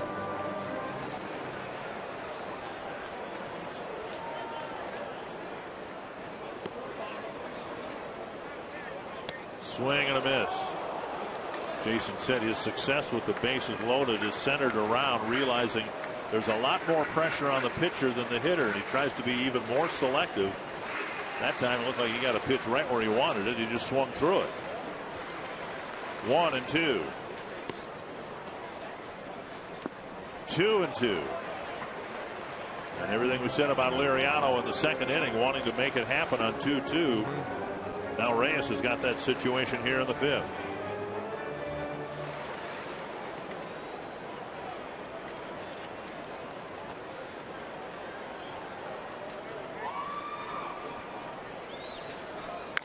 Right back to the mound, and Reyes ends the inning. Twins put together a 2-out threat, can't finish it off. It's still 1 apiece.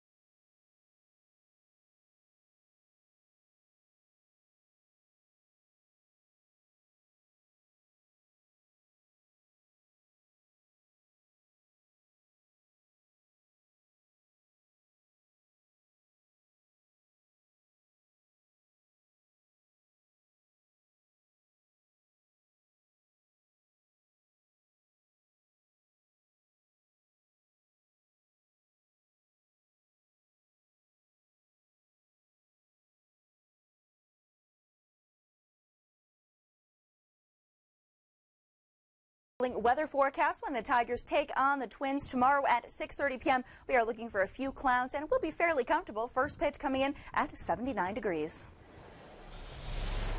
Gorgeous here. Absolutely gorgeous. We've got a 1-1 ball game. And Mark Reynolds will lead things off in the 6th against Anthony Swarzak. The third Twins pitcher used. If you just joined us, Francisco Liriano left after 2 innings with some left shoulder discomfort. A strain. And then Alex Burnett pitched the third. Swarzak, who's supposed to start tomorrow, came in the fourth. He's starting his third inning of work.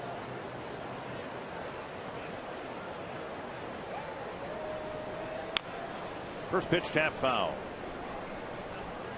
The Orioles, of course, playing on after the tragic loss last night of a member of their Hall of Fame, Mike Flanagan, who was found dead outside his home last night. Orioles, at the very least, get to go home. They don't have to stay on the road. And whatever the grieving or healing process will be for them, wish for them that it'll be a lot easier with the fact that they're going home after the game today. 1-1 to Reynolds. Swing and a miss. Reynolds has put it in play twice with a couple of ground balls. Swarzak has struck out one, given up 3 hits, all singles, none of them resulting in a run yet. Pulled foul.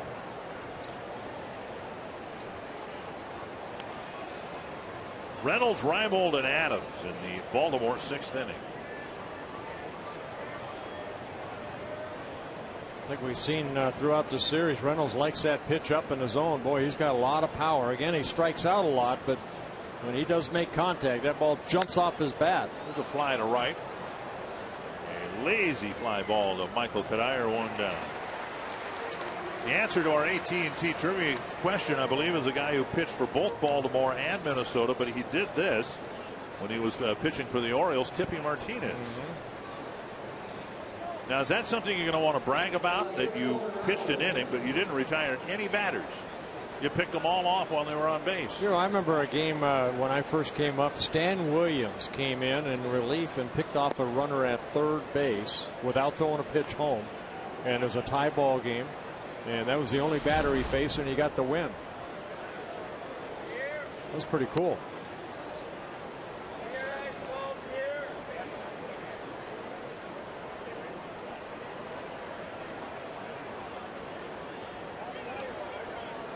Two and 0 to Nolan Reibold.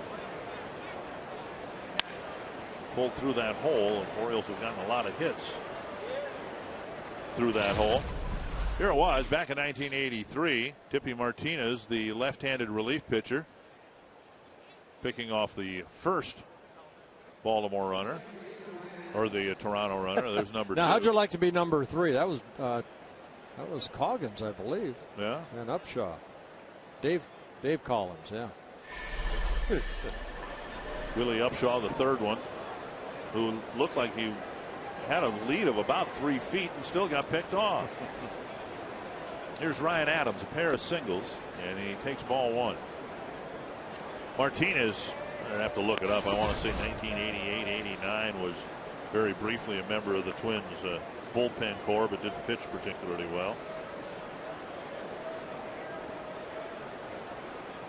He pitched a lot of years with the Orioles.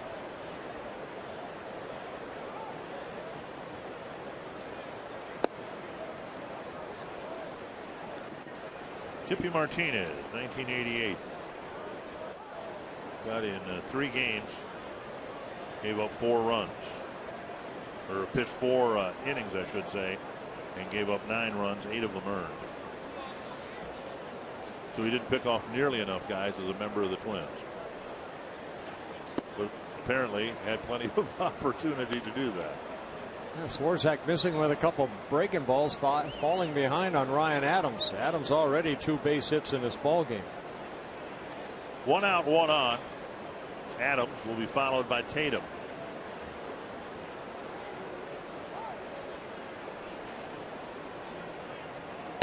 Strike on the outside corner.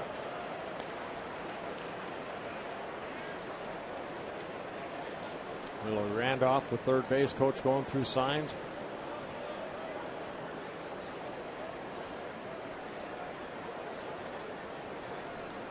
Good spot for maybe a hit and run. And the Twins throw over.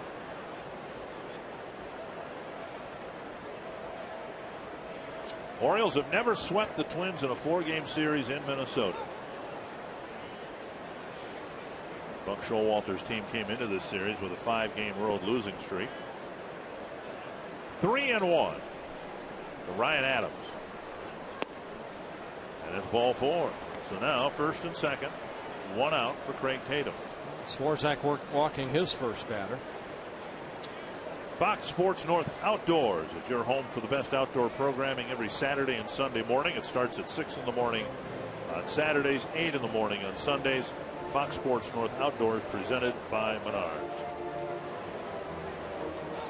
Tatum with a walk and a ground ball double play. Tatum might have had a hit instead of a ground ball double play. Adams was sent from first base. Tolbert, the second baseman, went to cover the bag, and the ball was hit right to him on top of the bag.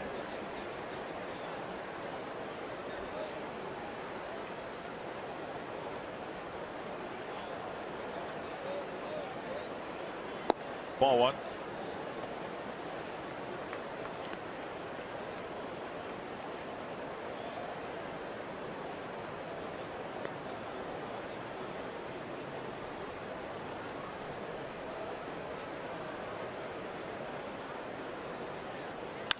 Deep to left center field. That's going to run the gap. And it looks like it's going to score 2. Reimold, Adams both being waved in. And Tatum with a 2-run double, making it 3-1 Baltimore. Again, we've seen that the Orioles, they sit on that fastball, especially when the Twins pitchers have fallen behind, and exactly what Tatum got right there. A fastball pretty much down the heart of the plate. And Tatum delivers with his 3rd double of the year. That's a 3-1 lead. Ball kind of rode right back into the swing of Greg Tatum, and he splits that gap out in left center. Reimold and Adams score. So the bottom of the Baltimore lineup producing at least a couple of runs here in the 6th inning.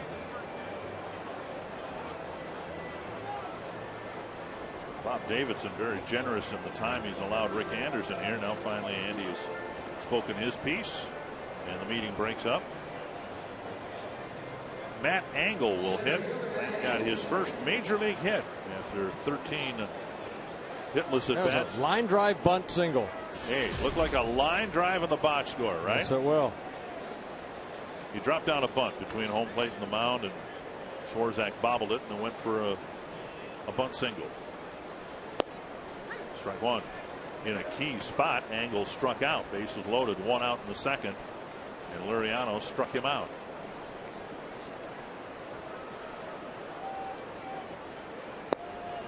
One and 1.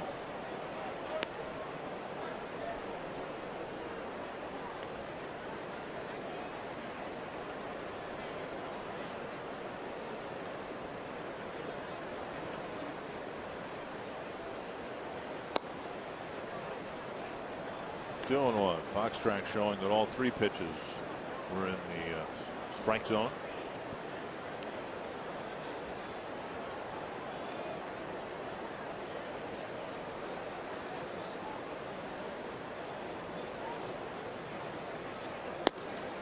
Three and 1 to the number 9 batter. Swarzak faced just 3 men in the 4th. Gave up a couple of hits, no runs in the 5th. Now you're here in his 3rd inning of work. He's having some difficulty.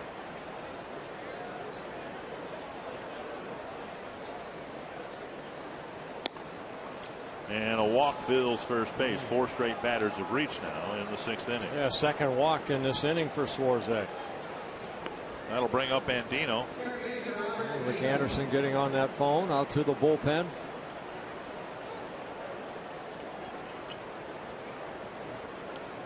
This homestand has just been a disaster in the pitching department.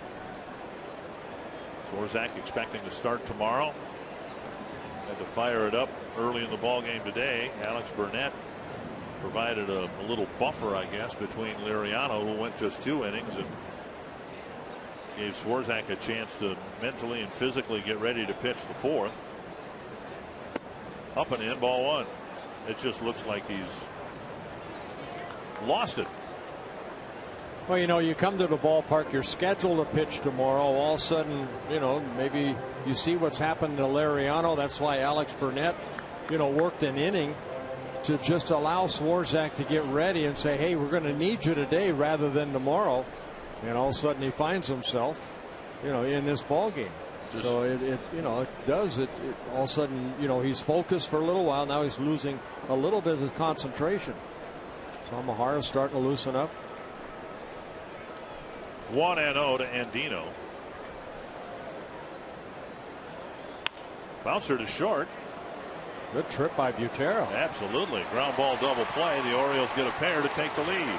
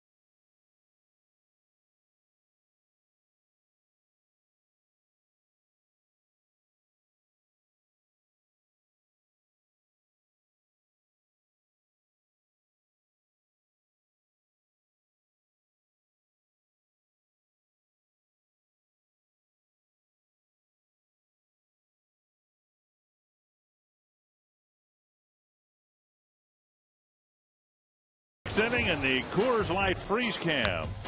Well, Justin Morneau, the only run that the Twins have been able to put on the board, that in the third inning. An RBI double for Justin, his 16th of the year. That scored Trevor Plouffe all the way from first base. And so now it's comeback time for the Twins again. They had a great chance to take the lead, putting together a 2-out rally. But Jason Kubel bounced out to end the threat. Now the Orioles lead by 2. Jim Thome taking ball 1. Thome 0 for 2. He went down swinging and then busted his bat and hit a little flare to left that was caught. A strike, 1-1.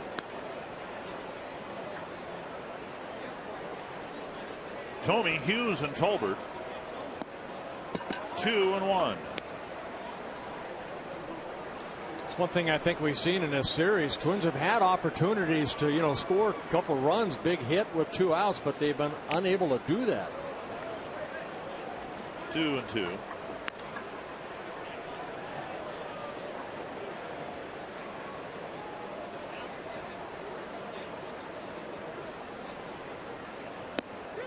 And a called third strike on a pitch Thome thought was outside. And Reyes picks up a strikeout. Second time that Thome's gone down on strikes. Yeah, fastball away. That didn't come close to the front edge of the plate. And the third strikeout for Reyes. Here's Luke Hughes. He's reached twice on walks.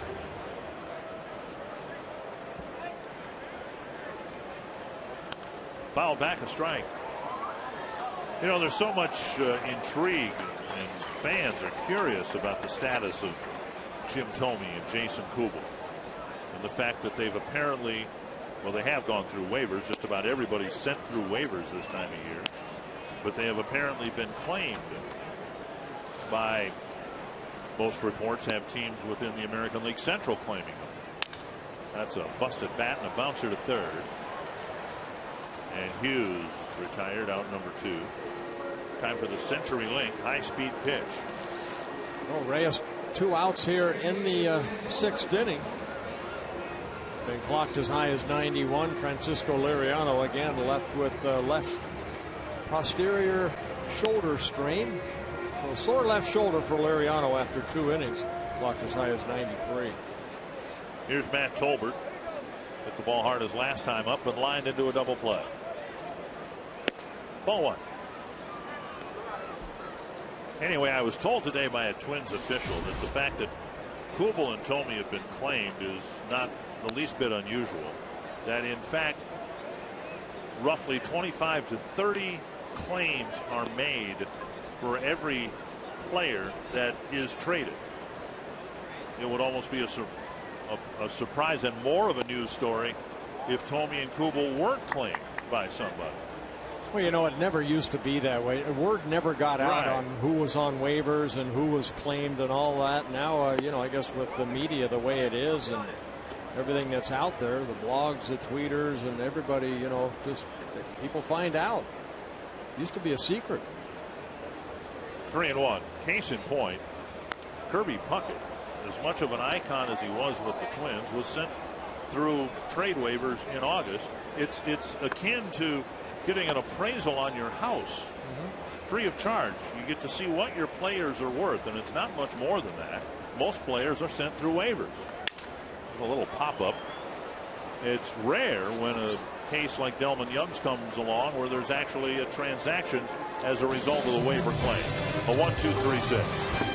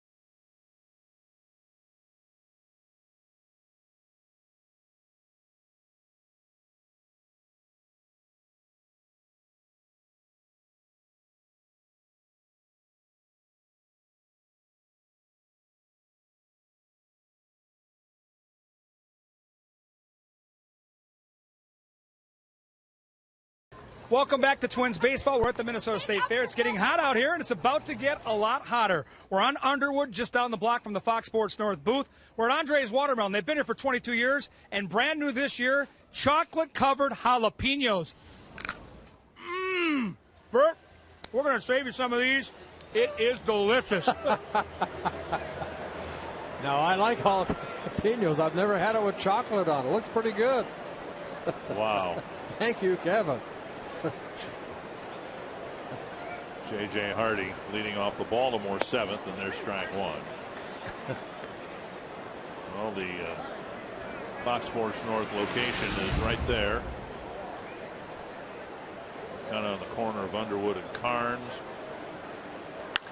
Driven to right center field, and Hardy has a base hit. His first hit of the afternoon, leading off the 7th inning. You know, go back to that waiver thing now. The starter, Jojo Reyes, he was claimed off of waivers from the Toronto Blue Jays, but the Blue Jays were trying to send him down to the minor league. So that's a different kind of waiver. Right. There are different type of waivers out there. To say someone was put on waivers isn't specific enough. You know, in this case, they're called, I guess, trade waivers. And if you want to pick up a player who is on trade waivers, then if you're awarded the lowest claim, the team with the poorest record, then you have an exclusive opportunity to try to secure that player, and that's what happened with the Delman Young Detroit Tiger case. Fly ball to left, looks harmless enough. Kubel with the catch.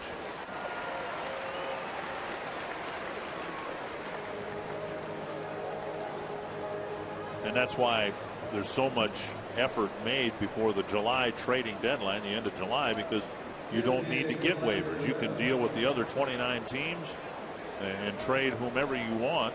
Well, there's some teams that might want to block, you know, that possible trade to say Kubel going to the Giants. You know, I mean, there are clubs that might try to block that. Right. Here's Guerrero. And there's been a lot written about Jim Thome. Of course, we all would like him to win a World Series. We wish it would have happened this year with the Twins. But, you know, where can he go to get a World Series ring? And the most logical place would be to go back to Philadelphia. For that to happen through the waiver process, everybody in the American League would have had to have passed on him, and everybody else in the National League, because the Phillies have the best record in that league. You know what? I don't know, and this is just my feeling. If I'm Jim Thome, you know, do I want to go to, say, Philadelphia? Okay, and they win the World Series. Would I be as proud of that World Series ring because I'm only there for a month? Well, no, but I mean, I would want to win it with a ball club that was there all season long. That rolls under the glove of Plouffe. It's a base hit for Guerrero. First and second, one away. Guerrero picking up his first, as J.J. Hardy did. Grand Casino story of the game with the Orioles in front. Well, Francisco Liriano walked in a run right there, then came out of the ball game after 2 innings with a sore left shoulder. Justin Morneau tied the game with an RBI double. That scored Trevor Plouffe from first base. But in the 6th inning, Craig Tatum, the catcher here this afternoon, knocked in a couple go-ahead runs. Right now, the Orioles up 3-1. The best guy to ask that question to, the one you asked before the base hit, would be Don Baylor, because he came here late under similar circumstances to the Twins, didn't contribute much until he got the big home run in the World Series. And I'm guessing he's quite proud of the World Series ring he got in '87. Oh, I'm sure he is. I'm not saying that. I know that, you know, I just feel that Thome has that option too. He can say yes or no. He has a no trade clause. Right. So it's got to be the right circumstance for that man right there, who's, you know, the guy's a winner no matter. He doesn't need a World Series ring to be a winner, but everybody would like, you know, he'd like to get one. Rod Carew never got one. Ernie Banks never got one. Armin Killebrew never got one. There are a lot of great Hall of Famers that never got a World Series ring. Doesn't mean that, you know, you didn't contribute. And you have 2 of them. Why don't you step up and give someone else one of your World Series? Because I worked very hard to get those. I'm very proud to be part of the 79 and 87 World Series teams. Now, I asked you before the game, we were talking about the passing yesterday of Mike Flanagan. Were you ever matched up against him in that 1979 World Series? No, he started game 1 against Bruce Keeson, and the Orioles beat us in game 1. I hooked up actually with the guy to our left here, Jim Palmer, and we won an extra innings, 10-inning ball game, 10 innings, and we won 3-2. We both, I think, pitched pretty well in that ball game. And then in game 5, Flanagan started against Jim Rooker, and Rooker gave up 1 run in 5 innings. Flanagan had 5 shutout innings, and then we kind of beat him around a little bit late in that ball game, and I came in relief and got the win. There's Jim Palmer, 3-time Cy Young Award winner. He could pitch. Jim, a teammate of Mike Flanagan's and teammates in the booth. When Jim doesn't do what he's doing here, Mike Flanagan would have stepped in and done the analysis on Baltimore television. And then Mike Flanagan, I believe, came in relief in game 7, the game that we ended up beating the Orioles for 79 World Series champs. That gets by Butera. A wild pitch will move the runners up to 2nd and 3rd.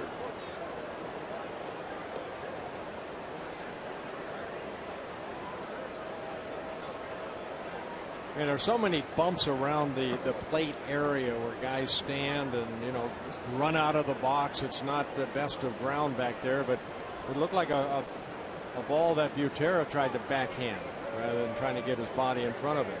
We saw Wieters do a really good job of that last night early in the ball game. Infield in now for the Twins, 3-1 to the batter, and Butera is going to come to the mound. Yeah, you want to make him as, you know, you want this to be a good pitch right here. If you walk him, you have first base open, you set up a double play opportunity.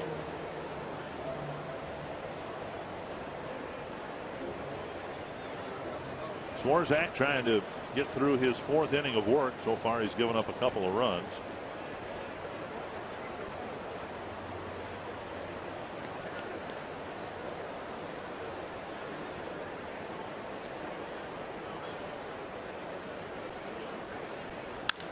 Hit very well to left center field. Too good a pitch. See ya. And gone. A 3-run home run for the powerful Mark Reynolds. Yeah. I mean, you gave in to him right there. I'm really surprised they didn't hook him, or if they're going to bust him hard in or something, get him to chase something. Well, that fastball right there. And that opens up the ball game now to a 6-1 lead. Boy, a 3-1 pitch. You know Reynolds is looking fastball, and it's right there. So Reynolds hits his 29th home run of the year. And that's going to be the end of the road for Anthony Swarzak. The numbers not looking good for Swarzak. But again, he was, I'm sure, mentally gearing up to start tomorrow and had to take one for the team today.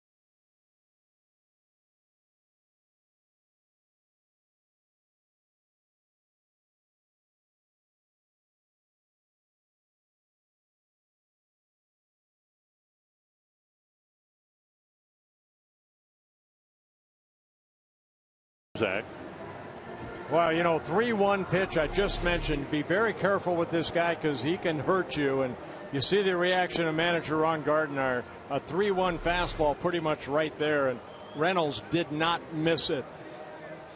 And Rick Anderson had a long conversation with Swarzak after he came out of that ball game. And I'm sure they talked about that pitch. Drew Butera just walked out there. So I'm surprised right there that was the pitch. You had first base open. Still a 3-1 ball game. All of a sudden a 3-run home run. It's a 6-1 Oriole lead. And in terms Bad of selection.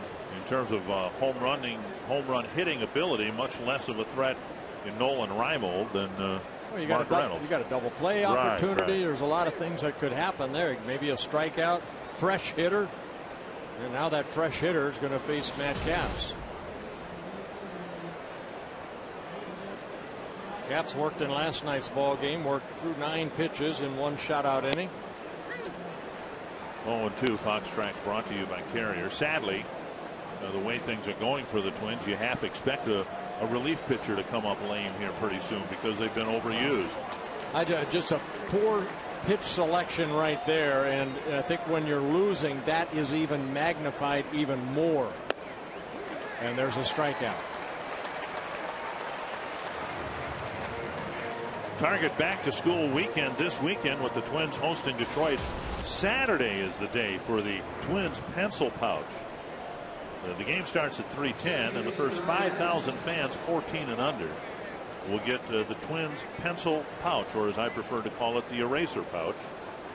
833 Twins, or visit twinsbaseball.com and get tickets for the games this weekend against Detroit. Here's Ryan Adams. And Capps nothing but strikes.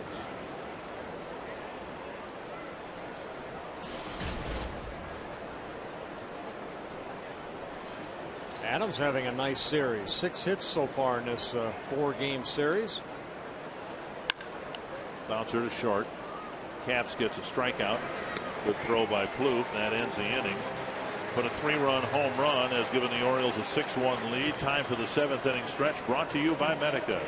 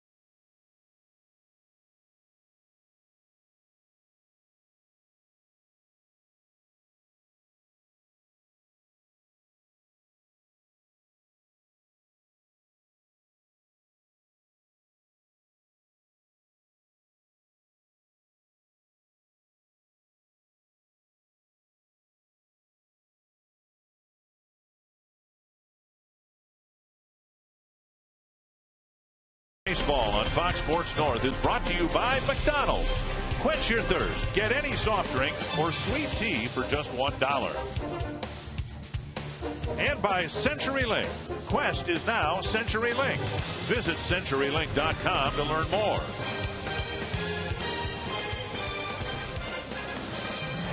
Well, there's our regular director, Matt Gangle, with his children Abby and Alex watching a ball game. Circle Matt right there. And I hesitate using the term regular because who in the TV industry is really regular? We're all a little abnormal. Matt, one of the best, if not the best.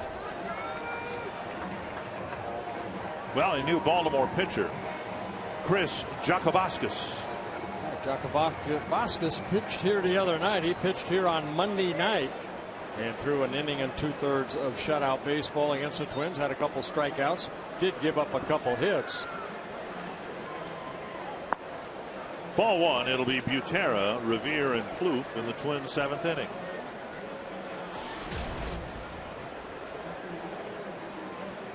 Strike.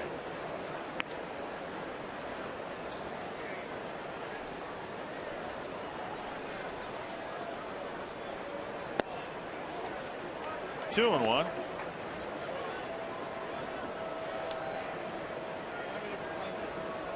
Butera with 185 at bats on the season. Last year, he had 142 and hit under 200 at 197. A couple of hops to third, and Andino fires it across, one away. Doing more on defense, brought to you by the Home Depot, and Ben Revere putting together his own highlight reel this year. Yeah, here on Monday night. What a catch by Ben Revere, showing all over the place. A great catch, and then Robert Andino right there last night making a nice catch. Bare hand. Revere 1 for 3 today. Tried to bunt his way aboard his last time up, but the catcher Craig Tatum threw him out at first. Ball one. Denard Span gone. He'll come back to the Twin Cities while the Twins are on the road and try to get some baseball activity in. They just wanted Span to get away from the game. And I guess almost in a literal sense, they want him to clear his head in the hopes that he can come back and prove to himself and everybody else in the last month of the season that he can play. That would be, I would think, I know nothing about it, of course, I would think of great benefit to both the player and the team to not go into the off season without Span having come back to play a little bit. Justin Morneau, of course, was done in early July, never was able to come back and play, and then had to deal or work through an off season of indecision. In-game box score brought to you by Pepsi Max, and once again, just one run up on the board. Yeah, just you know, top of the lineup, getting all the hits so far, the lower part, looking for their first. You know, the Orioles came into this 4-game series with the starting staff with the highest ERA. You know, the Twins, I'm sure, looking at it and saying, boy, you know what, this staff came in here on Monday with a combined starting ERA at 5.37. Hardy retired. A quick 1-2-3 innings so far in this series. 27 innings by the pit starters. Only 4 runs allowed.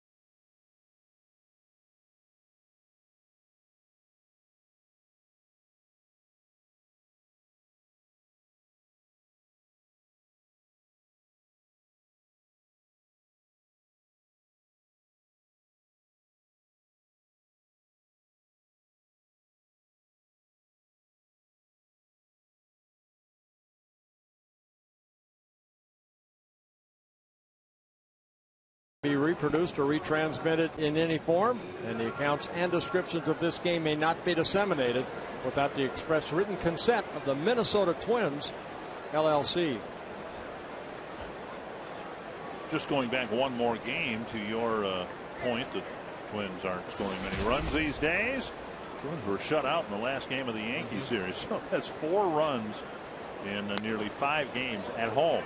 Yeah, I think, you know, with that 3-1 pitch to Reynolds, again, I'm going to say it again, and that just magnifies the frustration, I think, that we feel as fans when you make mistakes like that. When your offense isn't scoring many runs, you can't make those mistakes.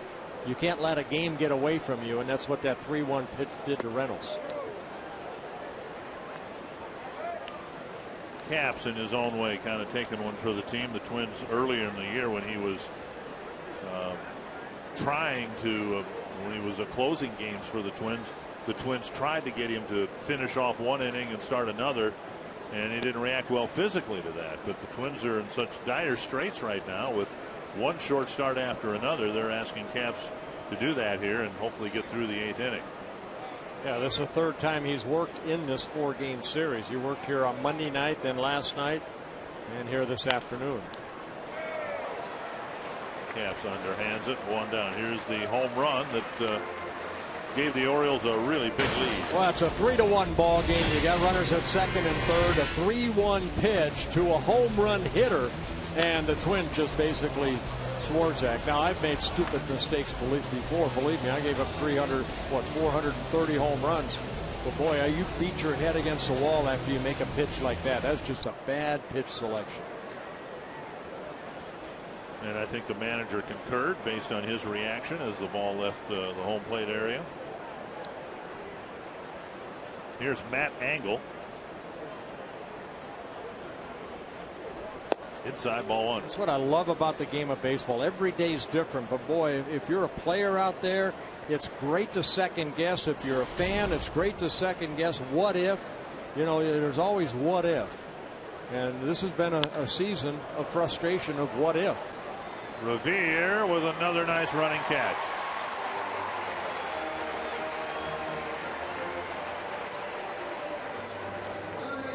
Well, the man can cover some ground. He can go back, he can go forward, he can go left, he can go right. This time he has to go right to make a catch. You see where he's at, playing straight up. The ball hit in the left center, had a little hang time, allows him to utilize his speed and get underneath that ball. Good concentration. And the second out. You know, your phrase, what if? That's the marketing theme for the Cleveland Indians this year. You know, they're all over the ballpark and downtown, too. You see signs, what if, period, period, period. In Chicago, it was all in. That was their marketing thing. And for the Twins, the way the season's played out, it's more like, what the, you know, what's going to happen next? Good play by Capps. 3 up, 3 down inning for Matt Capps as he comes off the field. And in the bottom of the 8th, Justin Morneau will lead things off for the Twins.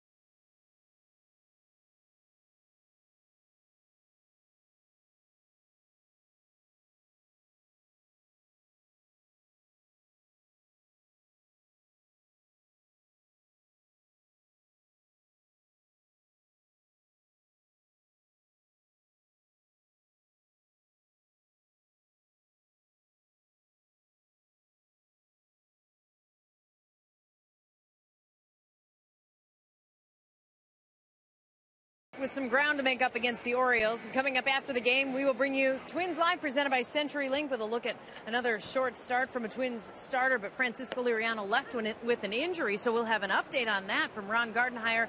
Plus, bring you Kevin Gorg at the State Fair Day 1 today, live with Kevin Gorg out there. Dick and Bert, it's coming up after the final out. Well, thank you, Marnie. Justin Morneau driving one hard to right field, and he's got another hit hard off the wall, and he'll be held to a single. So Justin twice tonight has hit the ball, or today, right on the button. And that's maybe the best thing to be taken out of this game here today. Well, you look fastball, and that's exactly what he got. And he hammered it against the wall. Markakis playing to Karam and keeping Justin to a base hit. That's breaking ball right there. I thought it was a fastball. Good solid swing.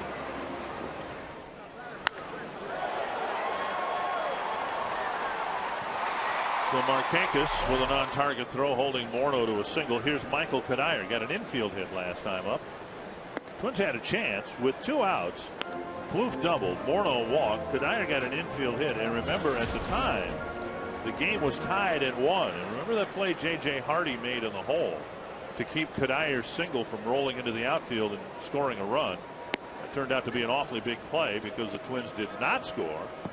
And then the Orioles got a couple in the top of the 6th. Right.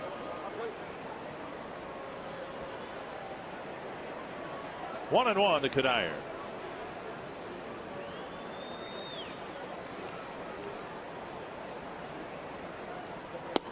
Kadir has taken it in this season of one injury after another as a source of pride that he and Danny Valencia are the only regular players not to have gone on the disabled list. And then he gets drilled in the wrist last night.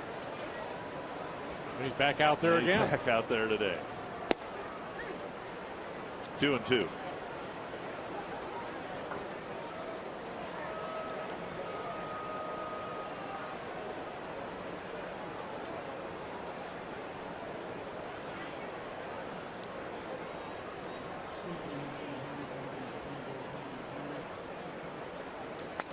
Fouled away. Yeah, I think anybody that ever wore a uniform, no matter if it's Little League or Major League, you're going to play hurt. You're going to play hurt throughout especially at the Major League level, 162-day schedule. And it's guys like Kadir that really make you want to feel proud of your teammate because of the way that he conducts himself not only on the field, but off the field. Busted bat, a bouncer to short. And Kadir hustling down the line, reaches on a fielder's choice. One down, that'll bring up Kubel. Well, if you, and I know a lot of fans do, watch the 87 Twins highlight video, at least the one that was commonly released by the Twins, you'll see late in the season, I believe it was in August, Dan Gladden was playing with a pulled hamstring. He's at second base, somebody gets a base hit, and here comes Hopalong or Chester rounding third base and heading home, and you can tell that it's causing him an awful lot of pain, but he wasn't about to come out of the lineup in August. Well, there's certain players like that. Kirk Gibson comes to mind because what he did in the World Series, hitting the home run off of Eckersley, and just there's guys that can play with pain, and there's other guys that can't. 1-1 to Kubel.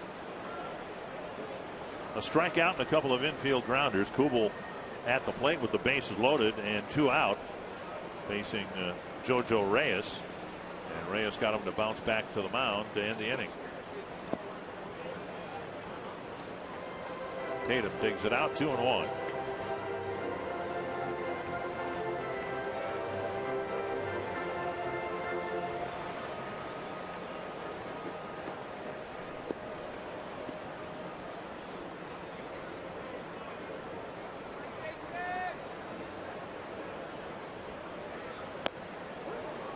Two.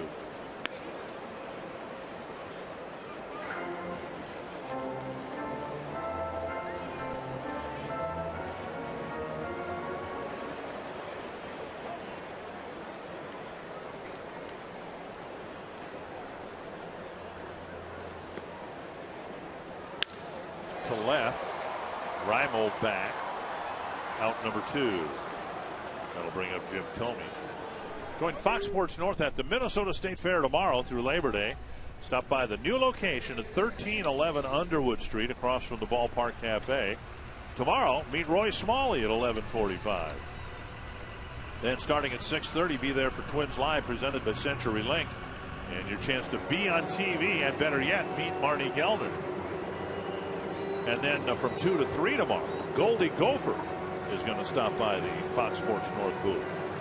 This isn't just some fake Goldie Gopher. This is the real Goldie Gopher is going to be there. Don't miss it. Or I guess it. Ball 1 to Thome. A couple of strikeouts and a fly to left.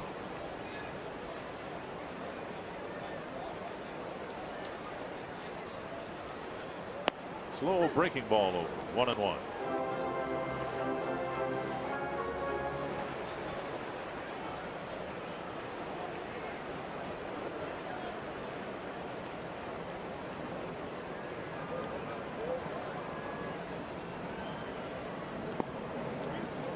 About this time of the year, Thome was going on a little personal run of big home runs here. The late August home run against the White Sox, the Labor Day home run that hit the top of the old Met Stadium flagpole. That's what we wish for Jim, that he'll do that in a Twins uniform for the rest of this season. That's a selfish hope because we want to see him play. Fouled away, 2-2.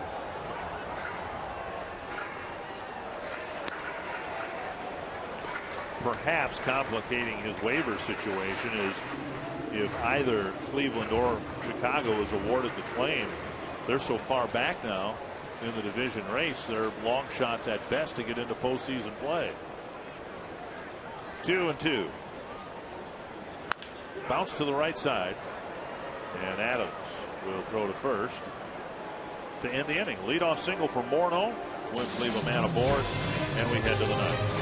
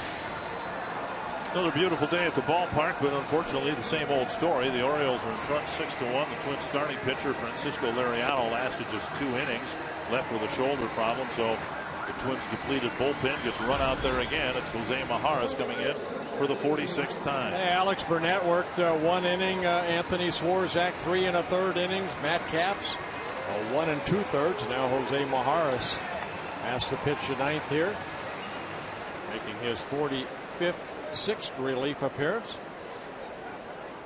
He worked here on Tuesday after Brian Dunsing went 2+ innings. He had a couple shutout innings. Twins might have to call somebody up to get through tomorrow's start. Anthony Swarzak was supposed to make the start, but obviously he won't be used.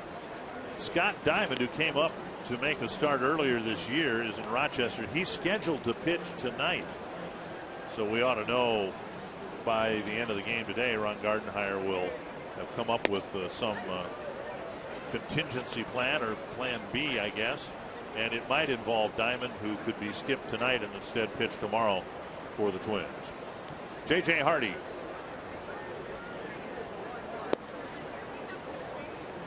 Well, it could be Brian Dunsing, though, too. I mentioned that before. You know, he just went 2+ innings the other day on Tuesday.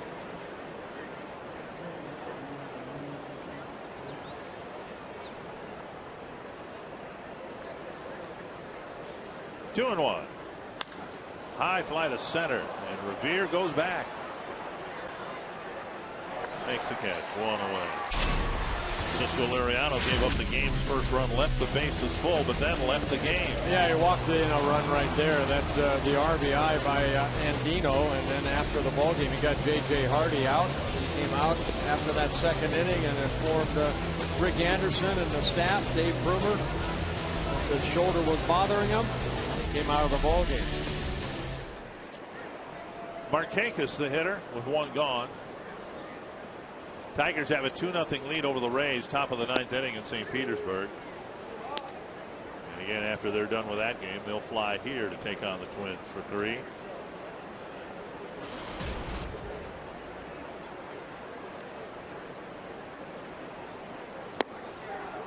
Oh, and 2. That's Doug Fister that started that ball game for the Tigers, and that's a big plus if he you know, I'm sure he's a big part of that shutout so far. They've been struggling a little bit. If the Tigers win, Cleveland will be 6.5 games back. White Sox will be 7 games back. Both teams are idle.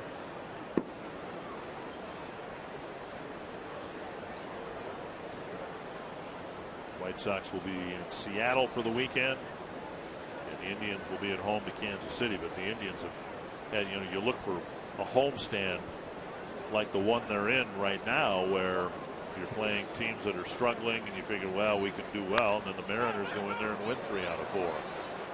Popped up, Plouffe coming in, out number 2, and had to look away as soon as he made the catch because of the sun. No better place to gather your business, church, or family group than Target Field. And there are some dates in the final month of the season that might be the perfect fit. Come out and enjoy beautiful weather, we hope, in this beautiful ballpark. Call 800-33-TWINS or visit twinsbaseball.com/groups. Well, it looks like the Twins can only be a spoiler if, as you know, we get toward the end of August then into September. But Cleveland and Chicago, hey, even though they're 6 games back, this is a game of baseball. You never know. You know, those guys are trying to, you know, catch the Tigers. A lot of games left between those 3 ball clubs. Never say die. Bounce foul.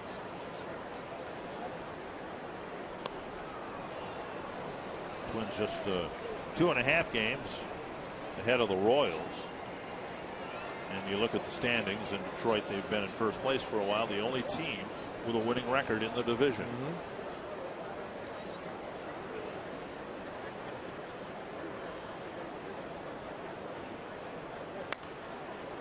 Over by the Twins dugout.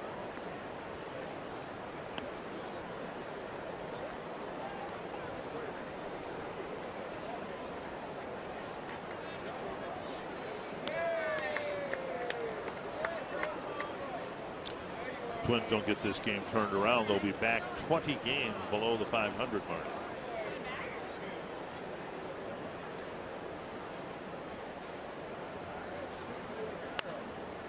Foul back.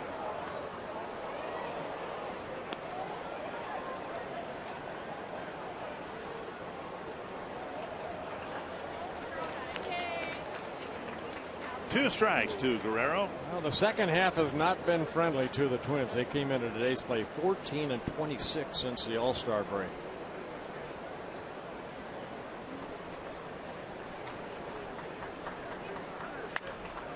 That's to center. Revere coming in, and he'll play it on a hop. Guerrero with a 2-out single. And that'll bring up Mark Reynolds.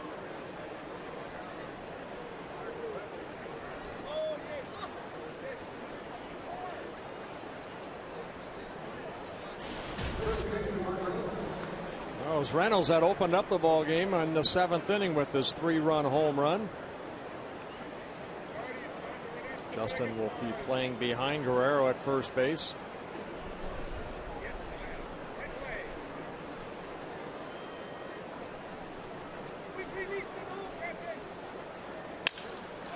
Busted bat. And Plouffe sets and fires. Look at that arm. Where he's been a silver lining in this series, but Plouffe has been very good defensively and short in this series.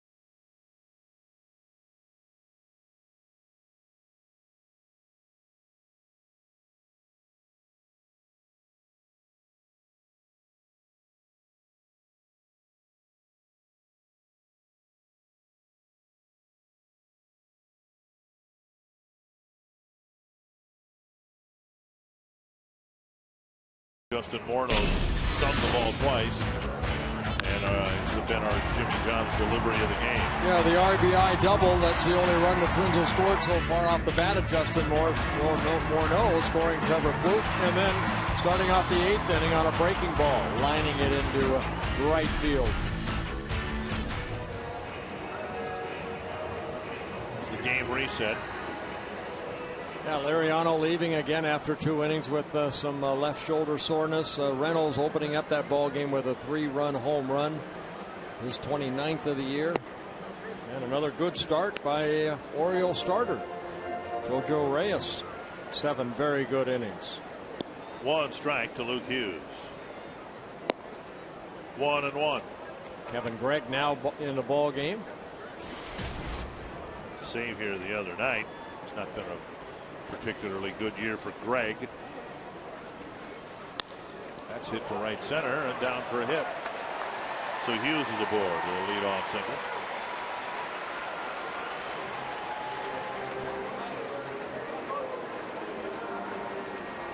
And that'll bring up Matt Tolbert.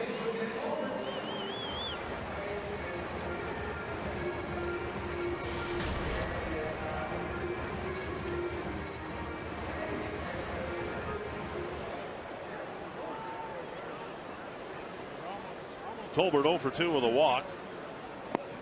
Hitting right-handed against Reyes. He did hit one ball very hard, but it was right at the third baseman Andino. Twins sent the runner Hughes, so he was easily doubled off first. 1-1. Last meeting of the year between these two teams.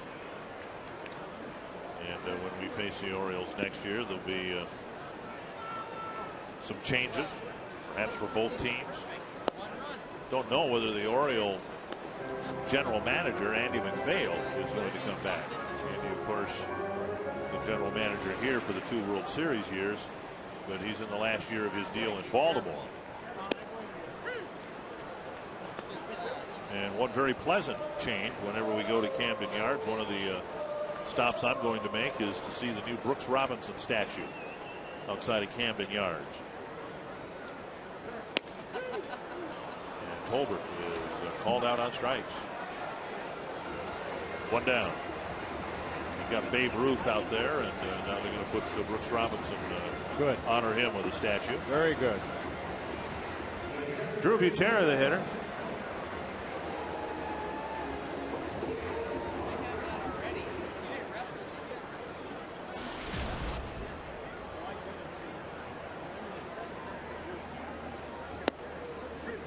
Down the middle of strike. Butera with 3 ground ball outs. A lot of times in this opportunity, you see Tassoni maybe pinch hitting right here against a right-handed pitcher, but Joe Mauer with the stiff neck. Butera getting his 4th at bat.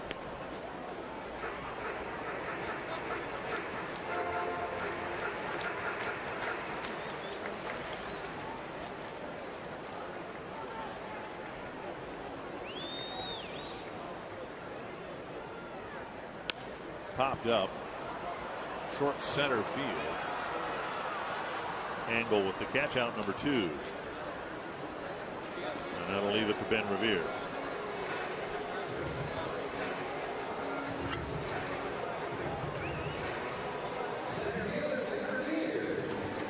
Revere with a single to start the game, an infield hit. Fly ball on the left, tried to bunt his way aboard but failed in the 5th, and then struck out swinging in the 7th.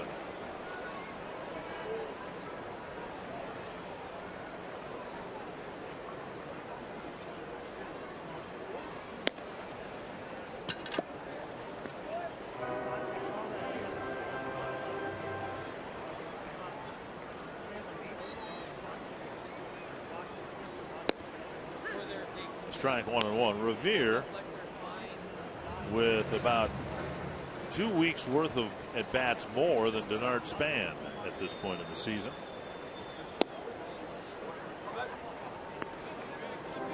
There have been a handful of times when they've both been out there, but for the most case, Revere's gotten the at-bats that Span would have normally gotten. The bouncer headed up the middle. Hardy is there.